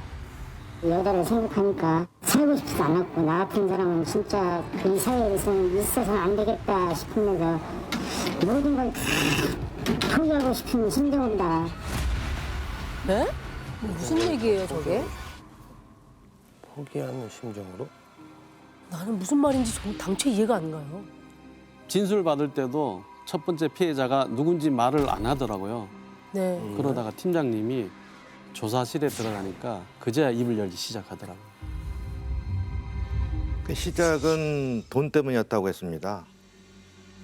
마약 때문에 벌금형을 받았는데 무직이어서 벌금 낼 돈이 없었다고 합니다. 아유. 그래서 강도를 계획했다고 털어놨습니다. 야, 마약할 돈 있고 벌금 낼 돈 없다고요? 그러니까요. 기가 막히네. 강도 짓을 하러 갔다가 사람을 죽였다고요? 그런 얘기네요. 뭐 그 자기가 원래는 돈만 뺏을 생각이었다. 뭐 이런 거잖아요.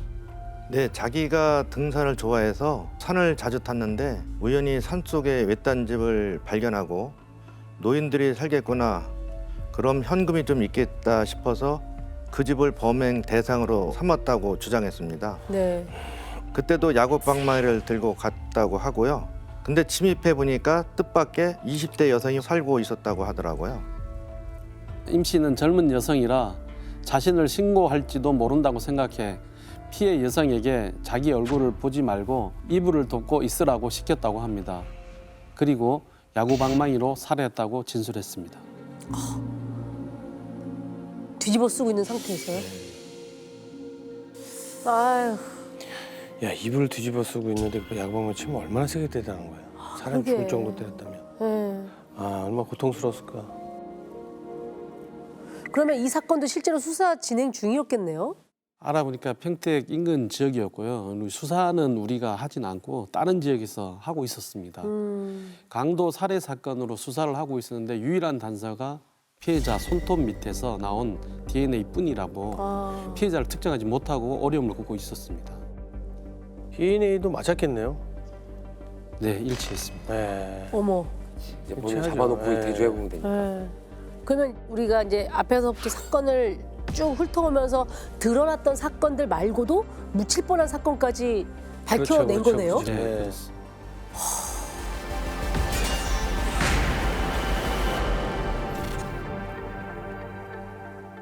근데 정말 이해가 안 되는 거는 이렇게 살인을 저지르고 유서까지 쓴 사람이 그 이후에 왜 2명이나 더 살해하고 도주를 한 거래요? 임 씨 말로는요, 팀장님한테 시루떡을 주러 왔을 때 네. 자수할 생각이었다고 했습니다. 근데 팀장님이 너무 다정하게 잘해주니까 차마 자수를 못했다고 하더라고요. 무슨 말이야 그게. 무슨 말이야. 이쯤 되면 자수할 생각이었다는 것도 다 거짓말 같아요. 그렇죠. 거짓말이야. 애초부터. 무슨 자수야. 그 형사님은 죄는 미워하되 사람은 미워하진 않으셨던 거잖아요.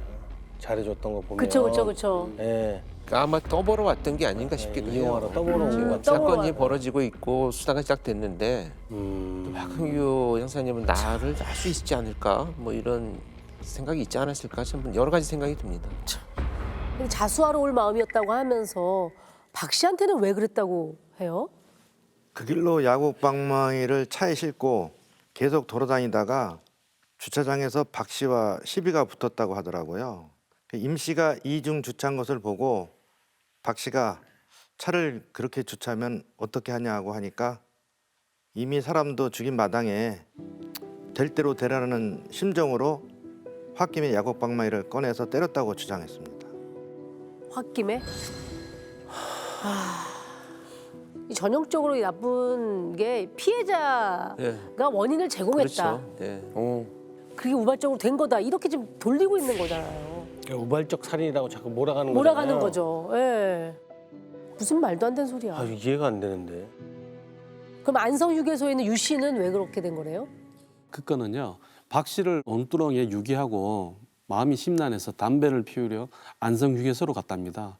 거기서 유 씨와 또 주차 문제로 시비가 되었고요. 이번엔 피해자 유 씨가 이중 주차를 하고 차를 빼주지 않자 화가 나서 야구방망이를 또 휘둘렀다고 합니다. 뭐가 마음이 심란해. 웃기고 있네 진짜. 그리고 그 길로 또 유 씨의 차를 몰고 고속도로에서 사고를 내고 거기서 또 운전자를 폭행을 하고 또 그 차를 끌고 또 가고. 또 간 거죠. 완전 살인 질주네요. 진짜로. 네. 네. 아마도 고속도로에서 폭행에 그친 건 예상하지 못하게 차량에서 2명이 내리니까 제압이 불가능하다 이렇게 판단을 했을 것 같아요. 거기서도 운전자가 1명만 있었다면 아마도 폭행에서만 멈추지 않았을 것이다 이렇게 예상이 됩니다. 아니 이 모든 사건이 한 사람이 저지른 그냥 말도 안 되게 폭주한 사건이잖아요. 그러면 진짜 이게 마약에 취한 상태는 아니었나 싶은 생각도 들어요.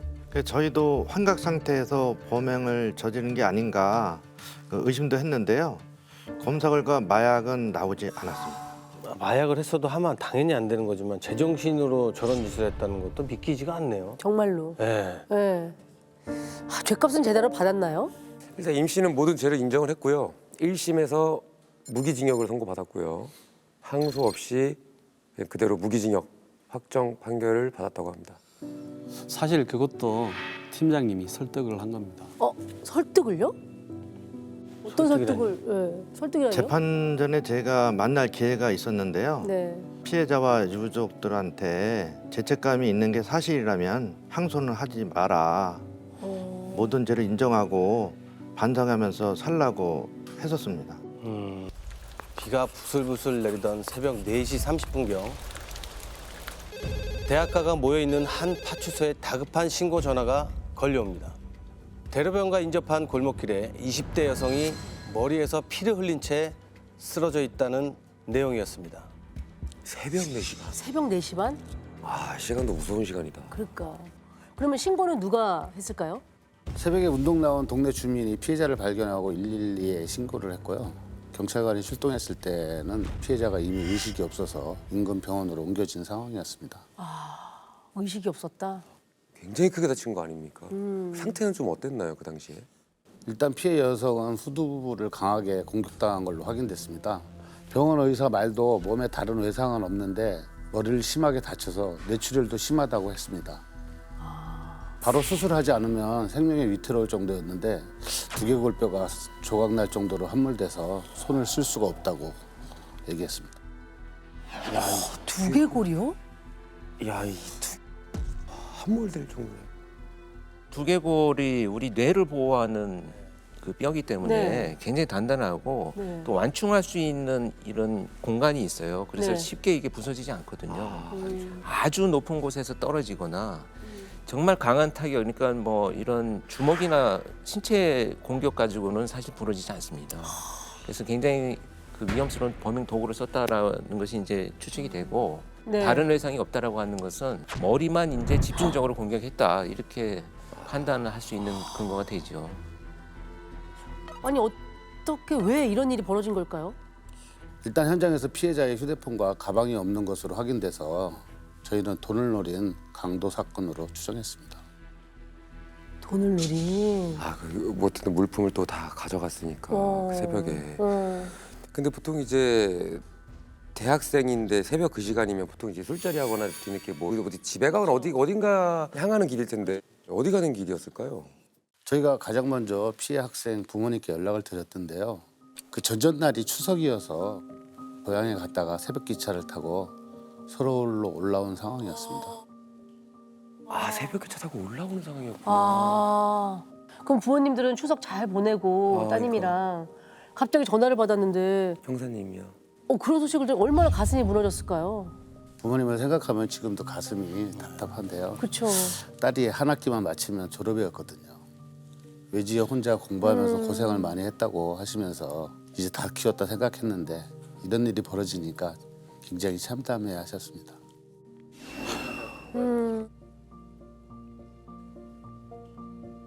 제가 정말 화가 났던 건 부모님이 따님에게 서울 가서 필요한 거 사라고 하면서 용돈으로 10만 원을 주셨다고 하더라고요. 범인이 그 돈을 가지고 왔던 겁니다. 10만 원이요? 그 돈을 훔쳐간 거예요? 뺏어간 거죠, 강도에. 그리고 그냥 돈만 빼앗은 게 아니라 너무 잔인하게 지금. 그러게 두개골 한 머리 웬 말이야. 너무 잔인하잖아요. 네, 저도 부모님께 그 얘기를 듣고 이놈은 반드시 잡아야 되겠다 이렇게 네. 다짐을 했습니다. 아니 진짜 꼭 잡아야 된다는 생각이 드는데 단서도 없고 얼굴도 모르고 아무것도 모르는 상태에서 20년 전이다 보니까 CCTV도 없고 피해 여성도 의식이 없는 상태잖아요. 네. 그래서 뭘 물어볼 수도 없는 상태라. 목격자는 있었나요? 새벽 시간에 그것도 골목길에서 벌어진 일이다 보니까 목격자가 없었어요. 그러면 뭐 수사는 수사대로 하겠지만 일단은 피해 여성이 좀 반드시 깨어났으면 좋겠다는 생각이 드네요. 진짜로. 일단 범인이 피해자 휴대전화를 가지고 갔다고 했잖아요. 그 네. 소지품이랑 돈이랑. 그럼 위치 추적을 그 당시에는 또 해보면 어땠을까요? 저희도 바로 확인을 했죠. 근데 마지막 위치를 봤더니 범행 장소에서 1km 정도 떨어진 곳으로 확인됐고요. 전화기가 꺼져서 그 다음부터는 추적할 만한 단서도 또 없어진 거죠.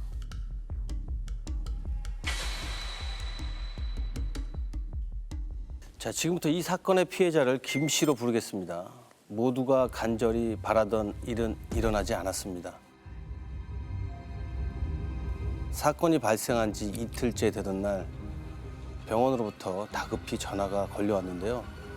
안타깝게도 김 씨는 숨을 거뒀다는 연락을 받게 됩니다.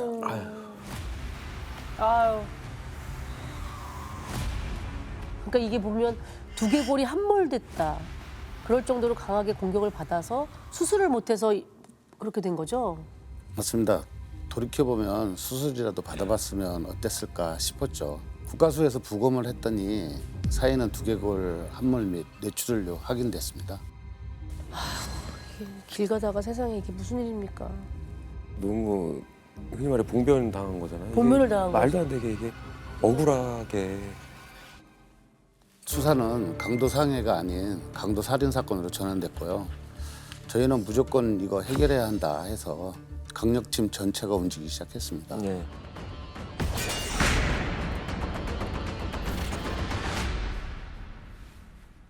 근데 비 오는 날 여대생이 사망한 사건은 이 사건이 최초였습니다.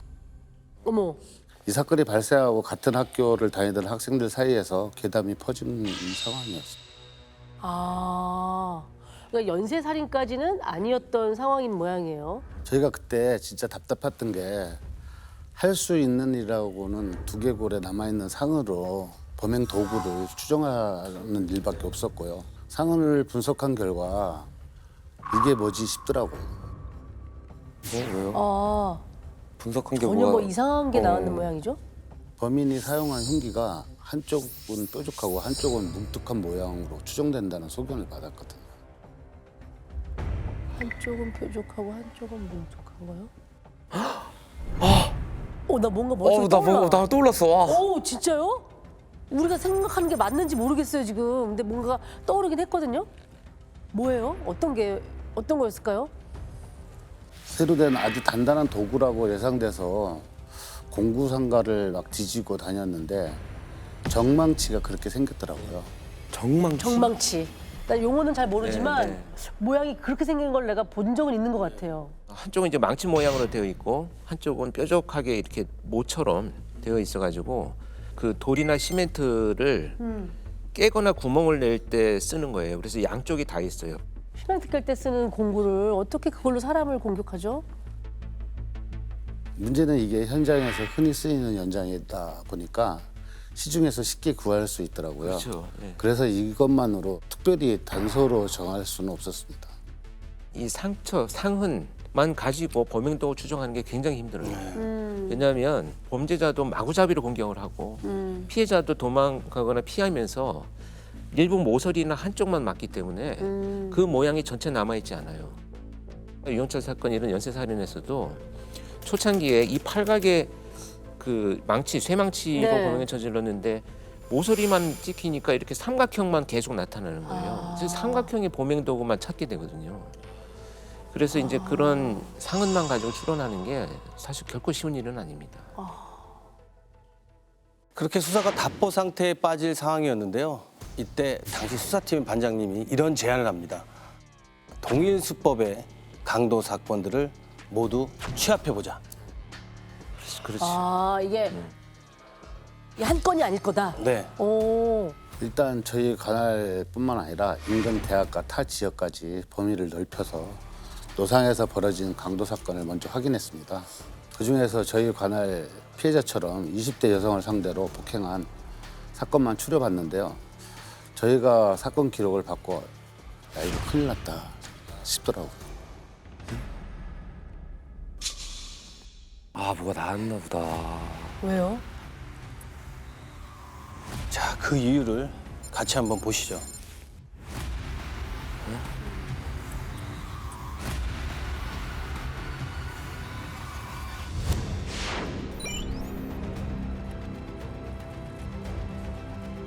어머, 대학이 모여 있네요. 7월. 어머. 어머. 아 진짜로? 어머. 5, 6? 어머, 어머, 어머. 몇 건이야? 한 달 반 사이에 7건이나요? 근데 지금 보면 8월에만 5건이에요. 8월 5일부터 8월 28일까지만 5건인데 시간대 보시면 다 AM 아침이에요. 어머, 새벽이네요. 네.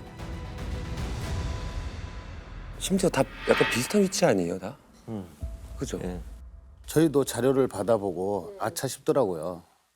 피해자들이 전부 범인에게 폭행당하고 지갑이나 가방, 휴대폰을 뺏긴 걸로 확인되었습니다. 이건 이제 그야말로 이제 전형적인 그 퍽치기 사건인데요. 이제 노상강도를 이제 크게 두 유형으로 분류를 하면 퍽치기하고 아리랑치기 이렇게 구분하거든요. 네. 그러니까 퍽치기는 이렇게 범행 도구로 피해자를 완전히 공격해서 실신하게 만들고 금품을 강취해가는 거고, 아리랑치기는 소위 이제 뭐 취객을 상대로 해서 강도를 해가는 것인데, 당시에 이제 퍽치기 사건이 워낙 많다 보니까 전담반까지 꾸려져 있을 당시였었어요. 아, 진짜요? 퍽치기 전담반? 저 사건 중에 저희 관할에서 벌어진 사건은 두 번째 사건과 마지막 사건 2건이었고요. 옆 관할에서 딱히 추적할 만한 단서가 없어서 애를 먹고 있었던 상황입니다. 근데 그러면은 저기 지금 나와 있는 7건도 다 비 오는 날 벌어진 거예요? 저희가 말한 그 괴담처럼?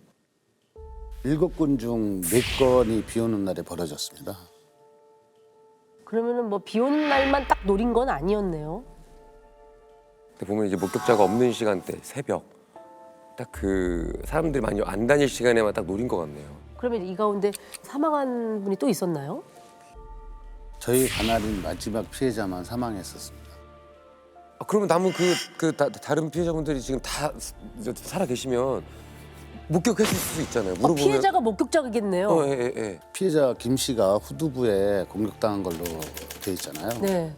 확인해 보니까 다른 피해자들도 다 뒤에서 공격을 받았더라고요. 그래서 범인의 얼굴을 본 사람은 아무도 없었습니다. 아. 심지어 그때 받은 충격으로 그날 일을 아예 기억하지 못하는 분들도 계셨어요. 기억 상실. 네. 아니 얼마나 뒤에서 세게 공격을 했으면. 답답한 상황이긴 하지만 여기서도 답을 조금씩 찾아냅니다. 연쇄강도 사건 현장을 일일이 확인하러 다니면서요. 뭘 찾아내셨어요?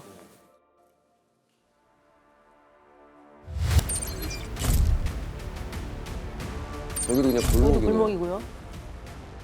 여기도 집 올라가네 그냥.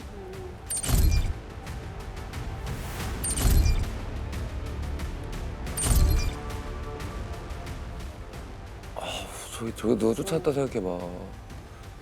다 차 한 대나 그러니까 좁다라는 골목. 예.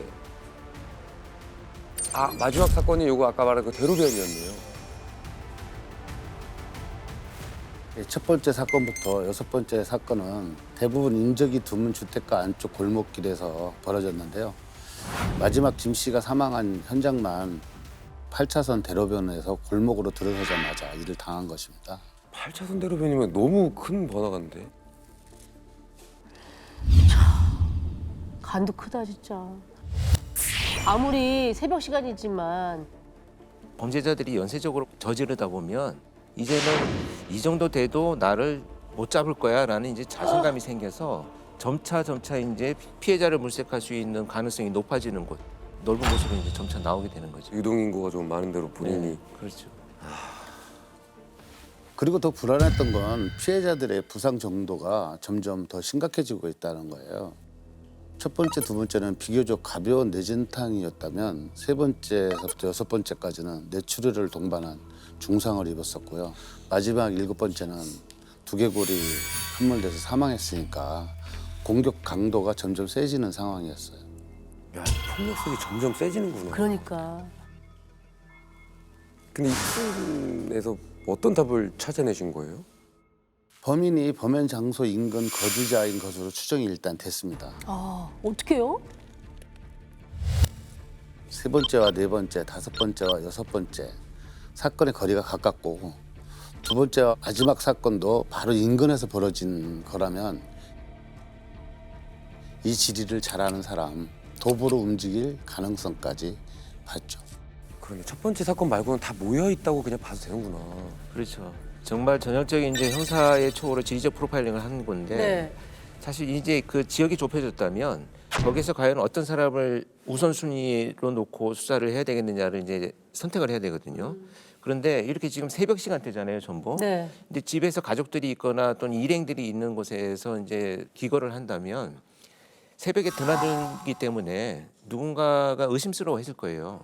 그런 것들을 배제하고 우선순위를 정하자면 최소한 이 지역 내에서 혼자 있는 사람을 빨리 추려내는 것이 수사팀에서는 이제 첫 번째 해야 될 수사의 단서가 되겠죠. 정확하십니다. 아, 수사팀에서도 범행 장소 인근에 혼자 사는 남자를 찾기 시작합니다. 그러니까 대학교만 지금 근처에 4개가 있는데 혼자 사는 남자가 너무 많지 않을까요? 자취생이. 아, 그러네요. 주택가 그 밀집해 있는 다가구 막 한 네. 집에 여러 가구가 거주하고 이런 상황에서 그걸 일일이 뒤져서 찾는다라는 거는 보통 일이 아니었을 것 같은데요. 할 수 있는 건 다 했습니다. 그때 혼자 살게 되면 음식을 1인분만 시킬 수도 있겠다 생각이 들어서 배달업소에 주문 내역 확인해서 주소지 확인하고 또 인적사항 확인하고 새벽에 또 혼자 다니는 남자들이 있거나 했을 때는 집까지 따라가서 범죄 기록까지 싹 다 뒤졌는데 그런데도 아무것도 뭐 잡히는 게 없더라고요. 새벽에 잠복하고 아침부터 탐문하고 저녁에 잠깐 또 회의도 하고 밤새 골목에서 또 잠복을 하러 갔습니다. 그러다가 어느 날 저희 팀 후배가 그러더라고요. 이거 영화 보고 혹시 모방범죄 아닌가요? 이런 얘기를 하더라고요. 아, 어떤 영화? 아, 그 와일드라고 예전에 그 양동근 배우가 나온 그 영화가 약간 퍽치기 사건. 예. 맞습니다. 저희가 수사하던 그때 나왔던 영화였습니다. 그래서 비디오 대여점까지 싹 흩어서 영화를 빌려본 남자 중에 1인 가구, 전과자 일일이 다 확인했는데 그것도 허탕이었습니다. 아, 그러니까 점점 지치더라고요. 아, 그렇죠. 이게 의혹을 갖고 처음에 수사를 해도 이게 발품 수사라는 게 뭔가 단서가 계속 찾아줘야 할 말인데. 그렇죠. 아, 근데 지금까지 들어보면 어떻게 이게 사건을 해결하고 잡았을지 아예 상상이 안 돼요. 그러니까요. 지금까지도.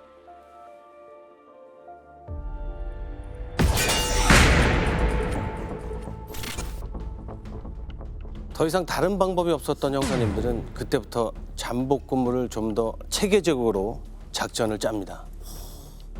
수백 개가 넘는 골목에 어떻게 잠복을 하죠? 그러니까 범인이 어디서 나타날지도 모르는데 그러니까요. 예. 근데 이제 수사팀에서 잠복을 할 때는 아무데나 가서 잠복하지 않아요. 아마도 굉장히 분석을 많이 하셨을 건데 마지막 사건이 대로변과 골목이 연결된 곳이잖아요. 네. 그렇다면 범인은 이후에 대로변에서 범행 대상을 물색하고 이제 골목으로 따라 들어갔을 것이다. 그래서 최대한 많은 골목을 커버할 수 있는 대로변, 입구 이런 데가 이제 아마 우선순위가 되지 않았을까 싶습니다. 맞습니다. 강력팀 전원이다 해봐야 30명으로서 2인 1조로 하게 되면 15개 조가 되거든요. 네. 2인 1조로 잠복을 하기로 했습니다. 매일 밤 10시부터 다음날 새벽 5시까지 잠복을 들어간 거죠. 그리고 수사가 시작되면서 형사님들에게 한 가지 습관이 생겼다고 합니다. 아침마다 매일 일기예보를 챙겨보셨다고 해요. 비 오면 또 사건이 일어날 수도 있으니. 그렇죠. 자, 그렇게 잠복 수사가 18일째 되던 날 비가 내립니다. 불안해.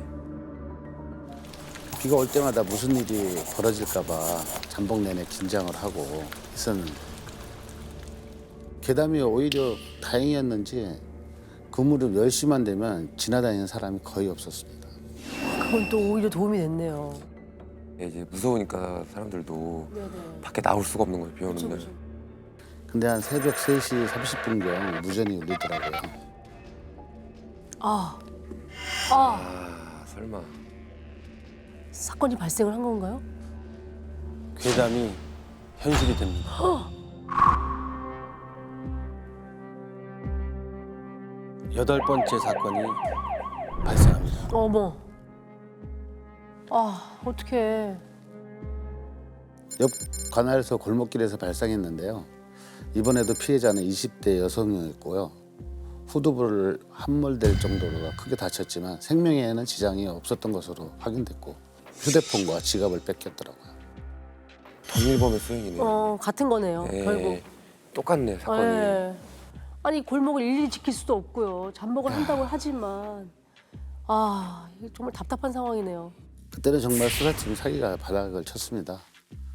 한계도 느끼기도 했고요. 그래도 뭐 포기하면 안 되니까 서로 다독이면서 버텼죠. 그리고 10일 후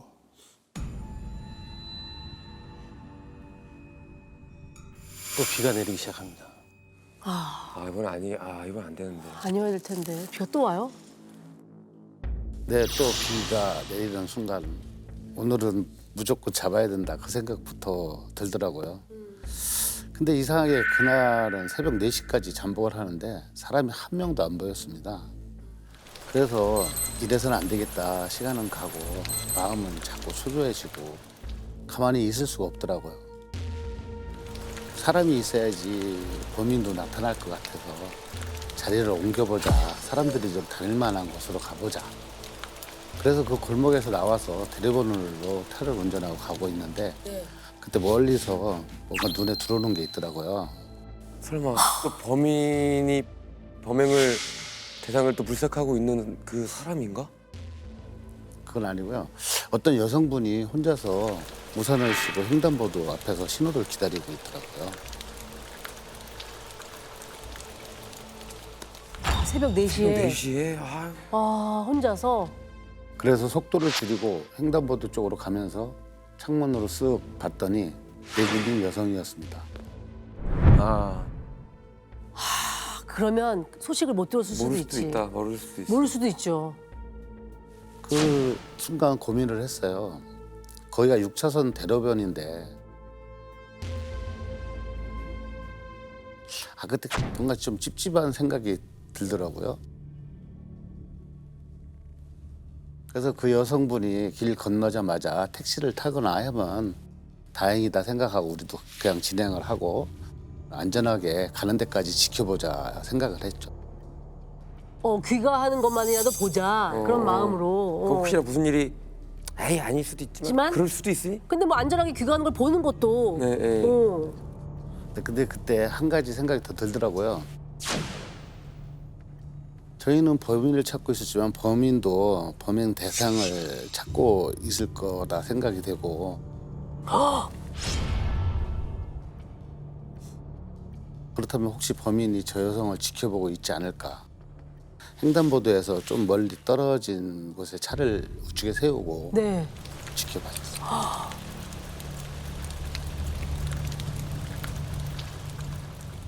자, 잠시 후 신호가 파란불로 바뀌고 여성분이 횡단보도를 건너갑니다. 그리고 횡단보도를 건너자마자 바로 앞에 있던 빌딩 앞에 멈춰선 여성이 어딘가로 전화를 하고 있었다고 합니다. 빌딩 앞에서요? 왜? 뭐야? 그런데 그때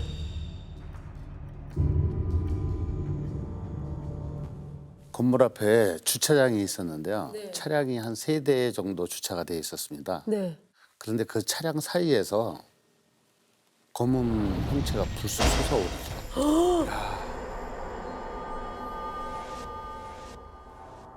그러더니 순간 뭔가 번쩍이는 거예요.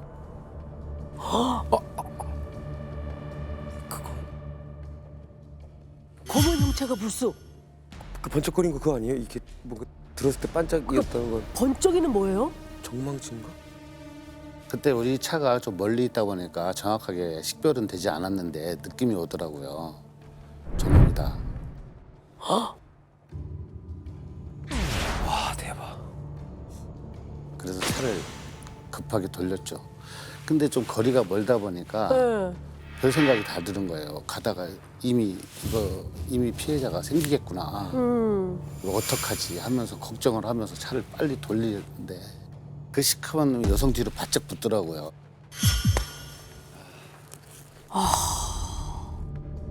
근데 그때 네. 천만 다행스럽게도 신문 배달부가 오토바이가 쫙 오는 거예요. 그 여성 신문 배달하는 오토바이가? 네. 그러니까 그 놈이 갑자기 바닥 하면서 다시 차 뒤로 숨었어요. 야. 와.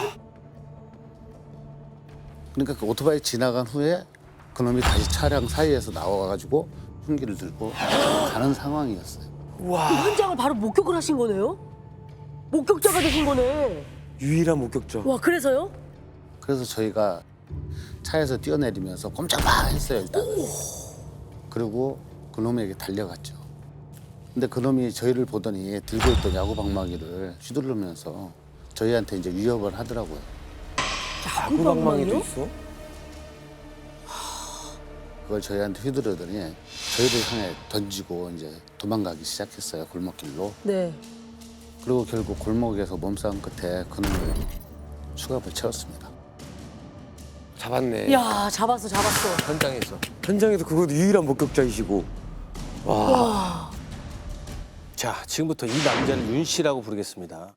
당시 윤 씨 가방에서는 야구 방망이가 하나 더 발견됐고요. 이게 평범한 야구 방망이가 아니었다고 합니다. 왜? 야구 방망이가 사실은 모양이 다 비슷하지 않나요? 야구 방망이가 쇠처럼 보이더라고요. 너무 무겁고요. 자세히 보니까 길이도 좀 짧았어요. 모양도 좀 달랐고요. 그래서 이거 뭐냐, 어디서 났냐 물었어요. 정말 기가 막히더라고요, 하는 말이. 왜? 왜요? 그 범행에 쓰기 위해서 청계천 공구상가 주물소에 가서 직접 6만 원을 주고 주문 제작을 했더라고요. 나중에 보니까 쇠로 만들어져서 하나당 무게가 5kg 정도. 야. 어우, 그거 살짝 스치기만 해도 엄청나겠다. 주물이면은 쇠로 만들어서. 웬일이야. 그래서 번쩍였던 거구나. 아, 그랬나 봐요. 쇠 그치. 그거니까 만든 거야. 세상에, 범행에 쓰려고 쇠방망이를 제작을 해? 아까 2개라고 하지 않았어요? 하나는 버리고 도망갔는데 하나가 더 나왔다고? 그 10kg야? 정성이다, 진짜. 아. 근데 왜 2개나 만들었을까요? 이거 이유가 있나? 검거할 때도 운동복에 백팩을 메고 있었는데요. 야구 연습하러 다니는 사람처럼 위장하려고 했다고 진술했습니다. 아. 아이고. 야구하시는 분들이나 그 우리 테니스 하시는 네. 분들은 뭐 채를 여러 개를 꽂고 다니거든요. 네, 갖고 다니고 그 야구 방망이가 이렇게 X자로 이렇게, 그렇죠, 이렇게. 이렇게 나와 있잖아요. 세상에, 세상에. 그러니까 그렇게 다녀도 평소에는 아무도 의심하는 사람이 없었겠죠. 진짜 야구 배트인 줄 알았던 거예요. 그렇죠. 사람들이. 그거 누가 그 살상 무기라고 흉기라고 알겠어요. 그러면 그 사람이 범행을 인정을 했나요, 윤 씨가? 검거되고 나서 순순히 인정했습니다. 인정했어. 그래서 증거물을 확보하기 위해서 체포 장소에서 집이 어디냐 했더니 바로 요 앞이라고 하더라고요. 집도 근처였어? 근처였어. 맞았네 그러면. 그러니까 지도 당황한 거야. 도망을 집 쪽으로 가는 거 보면. 그렇지. 네. 막무가내로 도망가는 게 아니라 집으로 일단 뛰어가는 집으로 거였구나. 피해자들한테 뺏은 물건이 어디 있느냐고 물었더니 침대 밑을 가리키더라고요. 신분증이랑 신용카드 등이 수북히 쌓여있더라고요. 많이도 뺏었는 모양이네. 그럼 가방이랑 휴대전화는요? 범행 후에 집으로 가다가 기찻길에 버렸다고 하더라고요. 이렇게 한 달여간의 잠복 끝에 범인을 잡긴 잡았는데요. 문제는 여기서부터 다시 시작됩니다. 아니 현장을 거의 목격해서 잡으신 건데 뭐가 남았죠?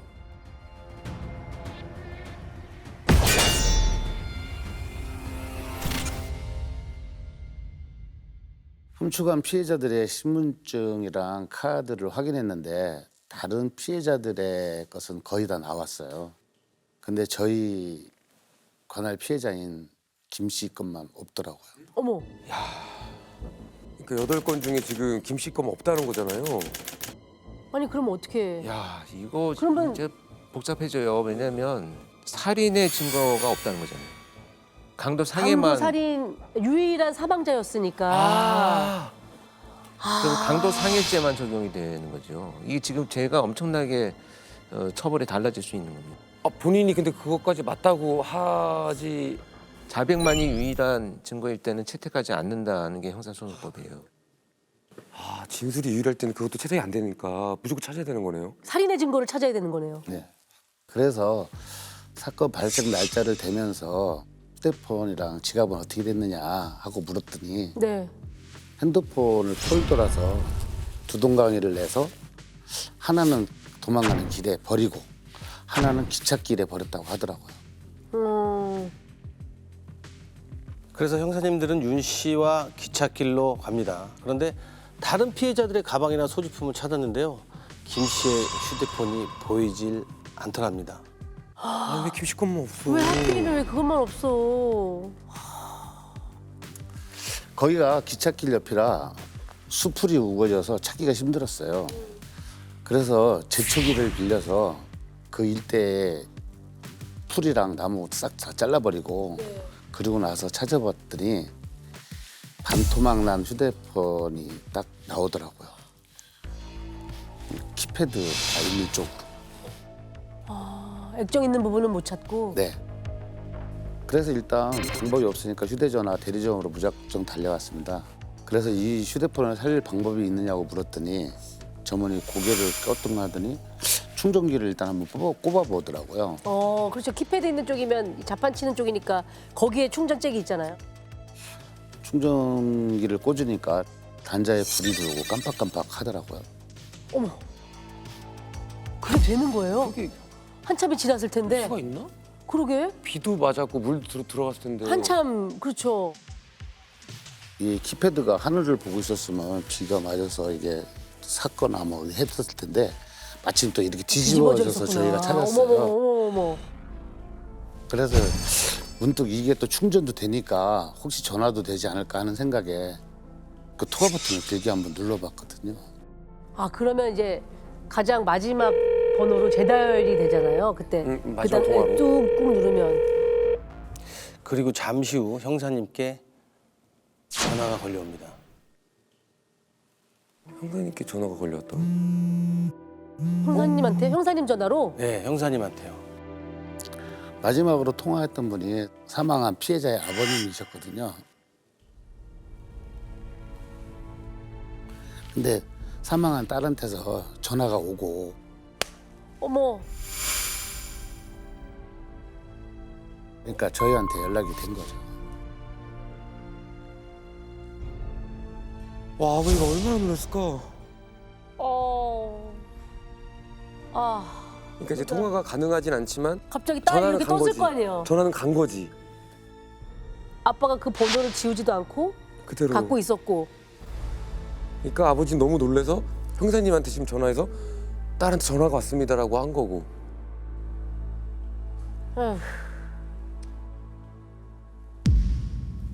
그렇게 이제 피해자의 휴대전화인 걸 확인하고 윤 씨에게 물었어요. 왜 죽였냐? 그랬더니 가방을 안 주려고 해서 버텨서 여러 번 때렸다고 하더라고요. 여러 번 때렸는데 죽을 줄은 몰랐다고 하더라고요. 말이야 뭐야. 그 무기가 되는 그 쇠방망이로 그렇게 여러 번 때렸는데 죽을 줄 몰랐다는 게 말이 됩니까? 아니 말도 안 되는 변명하고 앉았어. 진짜. 일단 검거 후 범인의 얘기를 더 들어보겠습니다.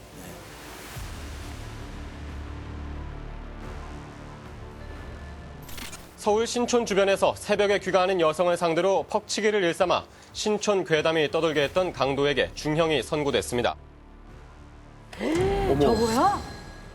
어머.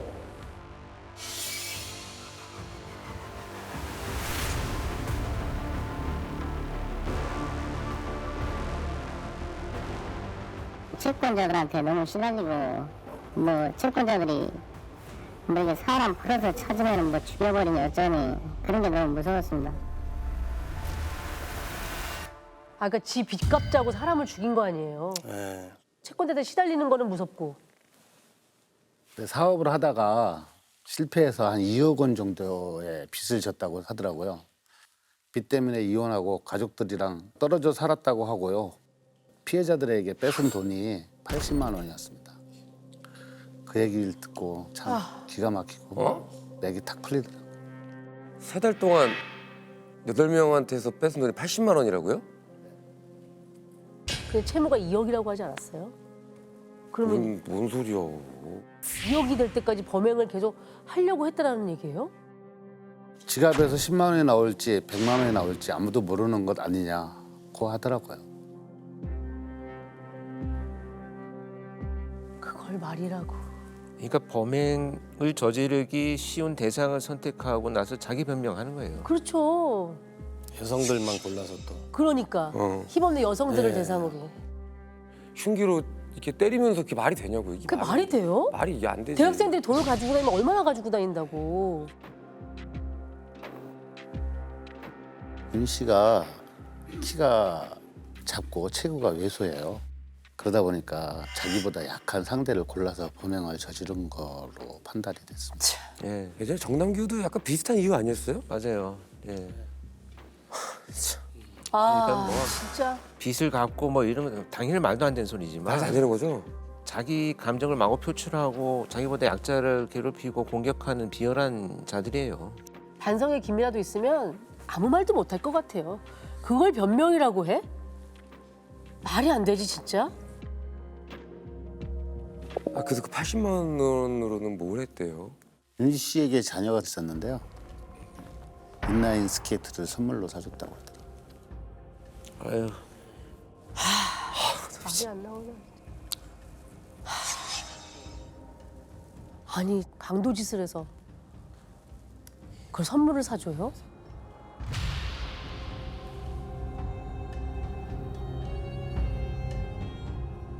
새로 방망이를 만들 생각은 어떻게 한 거래요?